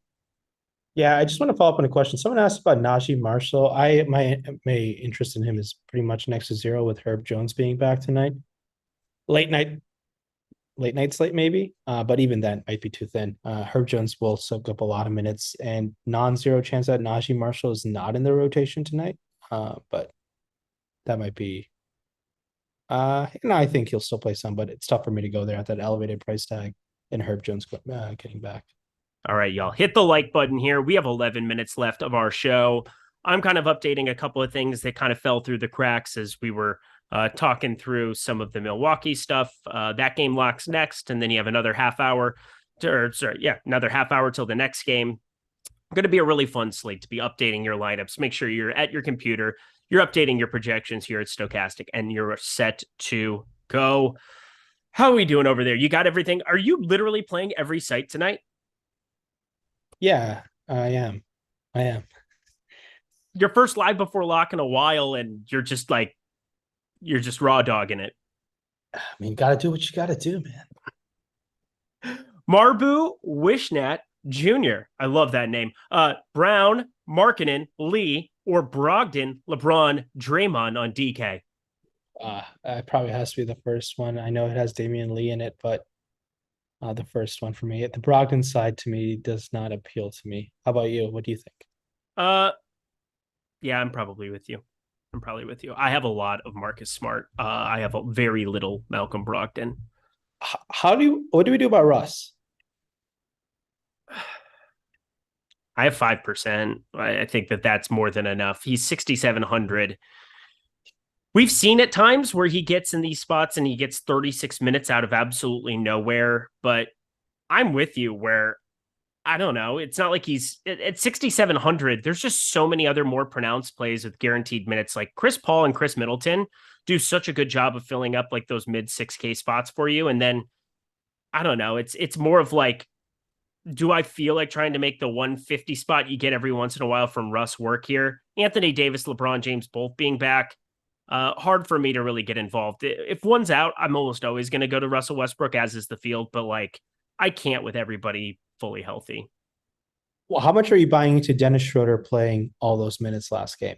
And I think it's someone that I'm willing to get above the field on. On Dennis Schroeder? Yeah, he kind of got done dirty by the Celtics team last year. And I don't mind it. I do think the minutes are on the table for him to maybe pay that off. Tough to share the court with AD and LeBron, but we haven't touched on him. He's cheap, 4,100 on DraftKings. You can find the money to find $800 more than get to him, maybe off of Carter, but How do you feel about Dennis Schroeder? And that is a galaxy brain play that I am not familiar with. And if it actually works out, you're going to be anointed king of all. Wait, Like why is that Galaxy Brain? that is not somebody who is remotely on my radar today. Dennis Schroeder. Okay. He's sub 5%, buddy, on a 5-gamer. He's getting no ownership. I might have to click that button a little bit more than what I was. I kind of like him. The more and more I think about it, with like the way people are flocking to guys like Damian Lee and Javon Carter, kind of gives you a different roster build, potentially. I got to think this one through. It's gross, but hey, gross plays win. Hashtag analysis from my guy. Gross plays do win from time to time, that's for sure. Checking in on this Kings and Sixers game, 11-11, a little bit lower scoring than your average Kings game. Why? Well, the 76ers have been down in pace. Good article on 583 today, too, talking about Harden playing down in pace and about what the Sixers are doing on purpose in that regard. If you want a fun read while you're, doing your business or something a little bit later, that's cool. But God, I want to jump in right there. As we wrap up, Trey Murphy III, a guy who gets the 3-point bonus on DK, I have decent amount of interest. He's kind of like a Middleton pivot. I have no issues playing both. I certainly will have many lineups with both, but definitely in a position where I think Trey Murphy, if Zion is having a slow game, it certainly could be the Trey Murphy show. And Trey Murphy is a bucket. This boy can shoot. And I'm a big fan of Trey Murphy tonight as well. Why not all of them? That seems a bit much, right? But you can definitely play both. Yeah. Yeah, I think that game environment should be pretty decent. I mean, you're looking at New Orleans closer to healthy, obviously still waiting on the Ingram piece to get back. Herb Jones, I believe Herb Jones is out, right? No, Herb Jones should play today, right? He's on track to play. You're right. You're right. You had just said that a second ago that he was probable. And yeah, I just completely blanked on that. But I am still pretty happy to fire up a little bit of Trey Murphy. That's our boy from last year too. Oh yeah. Tail end of last year. He did some good things in our lives. Actually, I was lucky enough to watch that game in person, and just him light it up was pretty awesome. That was pretty fun. That won us some money. Riley Teixeira, $2. Favorite FanDuel center plays for 8 p.m. slate. Holy mother of God, what a specific question. I can tell you right now, first one that comes to mind is DeAndre Ayton. The second one that comes to mind is Şengün. But he wants to know the 8 p.m. Eastern time slate, your favorite centers to get to. Yeah, probably DeAndre Ayton. Yeah, seems pretty safe to say that that's a good spot to be going.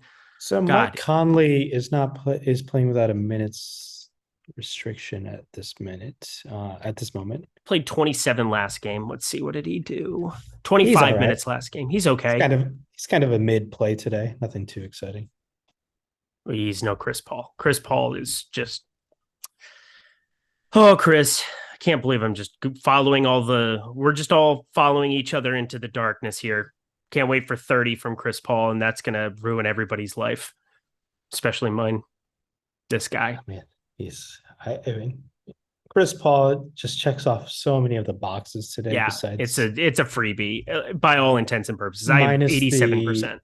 Yeah, projected ownership. Yeah, if you want to just fade him because of ownership, I don't think you need to. You can get out different elsewhere, but it's just how the slate is situated today. Yeah, it's going to be fun. 5 minutes left to go. Let's party. Who stinks? I don't know who stinks. I like Schroeder. People are actually liking Schroeder.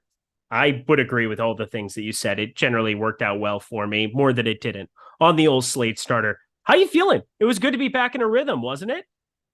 It is. Yeah, no, this was a ton of fun. The brain was definitely going haywire about like the 57 to the top of the hour mark. But got to do what you got to do. That is definitely how it works. I am familiar with that feeling. It's a bad feeling. Let me get this situated on my end too. Where's Javon Carter at? I can't believe I'm just. Oh, we got another super chat from Corey Balmer. I think Clay. We did. Let me get that. Smart and Pool. You fire that one up. I will go the Clay side. I love Clay today. Yeah. But they're very, very, very close for me. The more and more I think about it, Smart and Pool is not a bad option, but Clay and Conley seems like a option I would go with. Very close. Yeah, it's really close. Let me go Poole. I'm just trying to figure out exactly what I want to do to finish out all of my exposure here on this end. I'm just not getting to any of these Phoenix value pieces the way that everybody else is either. Are you kind of on board with that? Yeah, I am. Chris Paul and Ayton are absolutely just jams for me, but everybody else, I don't feel good about any of them.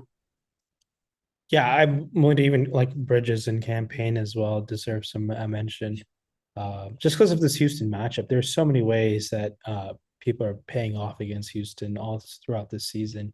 And Houston's randomly winning games. This Phoenix team with Devin Booker, sans Chris Paul, lost to Houston on a Friday night. I want to say 2 Fridays ago. So that's like doesn't matter much. But this Houston team's randomly winning games. I guess they don't want Wembanyama. I want Wembanyama, but the Timberwolves they're just on the precipice of being good enough where they're not going to pull it off, and I'm pissed about it. What a failure of a year. Timberwolves will be just fine come the end of the season, right? No. You wanted them to tank, but they sold their future for the other Frenchman and Rudy Gobert. I'm aware, Ryan. I'm aware of what we did. I don't feel good about any of it. Never have, never will. Brutal. Keep an eye on news. I know I said Boston's on the back end of back-to-back. I don't expect them to do anything ridiculous, but you never know the NBA. Yeah, you never know. I'm definitely on high alert for that too. That's going to be something to pay attention to. I don't think I'm going to be able to do anything about it. Like, I'm going to want to be able to react to it. I just don't think that that's going to be in the cards for me. Yeah, no, I don't even know what they would do if they sit one or the other like one of Jaylen Brown and Jason Tatum, the other becomes outstanding. As is, very rarely have they sat both of them. So keep an eye on that situation. Definitely something to monitor. I wasn't getting. There's Larry Nance. I was trying to find him there in my lineups. That's fine. Let me fix this quick. Finishing it up here as well. Got it. All right. Now I can finish out the show. Ryan, you have been more than generous with all of your time, all of your help with everything for everybody. Tell the people what you're up to here at Stokastic as we get out of here. And if there's anything that they need to do to show their appreciation for you hanging out with us today. No, hit that like button. You can find me obviously on my Twitter. And then also I usually am on Thursdays and Saturdays with Adam on Thursdays for the deeper dive and Saturdays for the deeper dive as well. And you'll catch me filling in for people when they need some time off. This was a ton of fun. I felt like a trip down memory lane, but a ton of fun. Hopefully we can win. That's all that matters at the end of the night. I've known this guy for a long, long time. Very, very fortunate to know this guy for a long time. Back when we were playing, $20 a day and sending back and forth notes being like, who should we be jamming in this spot? Who's the guy? It was definitely the quarter arcade. Oh, yeah. Playing like 5 lineups in the quarter arcade for sure. Just to think of how far, well, you've definitely come way further, but I try to pick up the slack when I can from time to time. I just owe so much to this guy. Glad you guys were able to hang out with us together. Ryan Patnaik, Rinpack, go follow him on Twitter. Our guy, Jordan Klein, thank you so much for producing per usual. I'm Eric Lindquist. Don't forget to sign up at BetMGM in the video description box below as you get out of here. Hit that like button. We're out of here. Best of luck in the NBA streets tonight.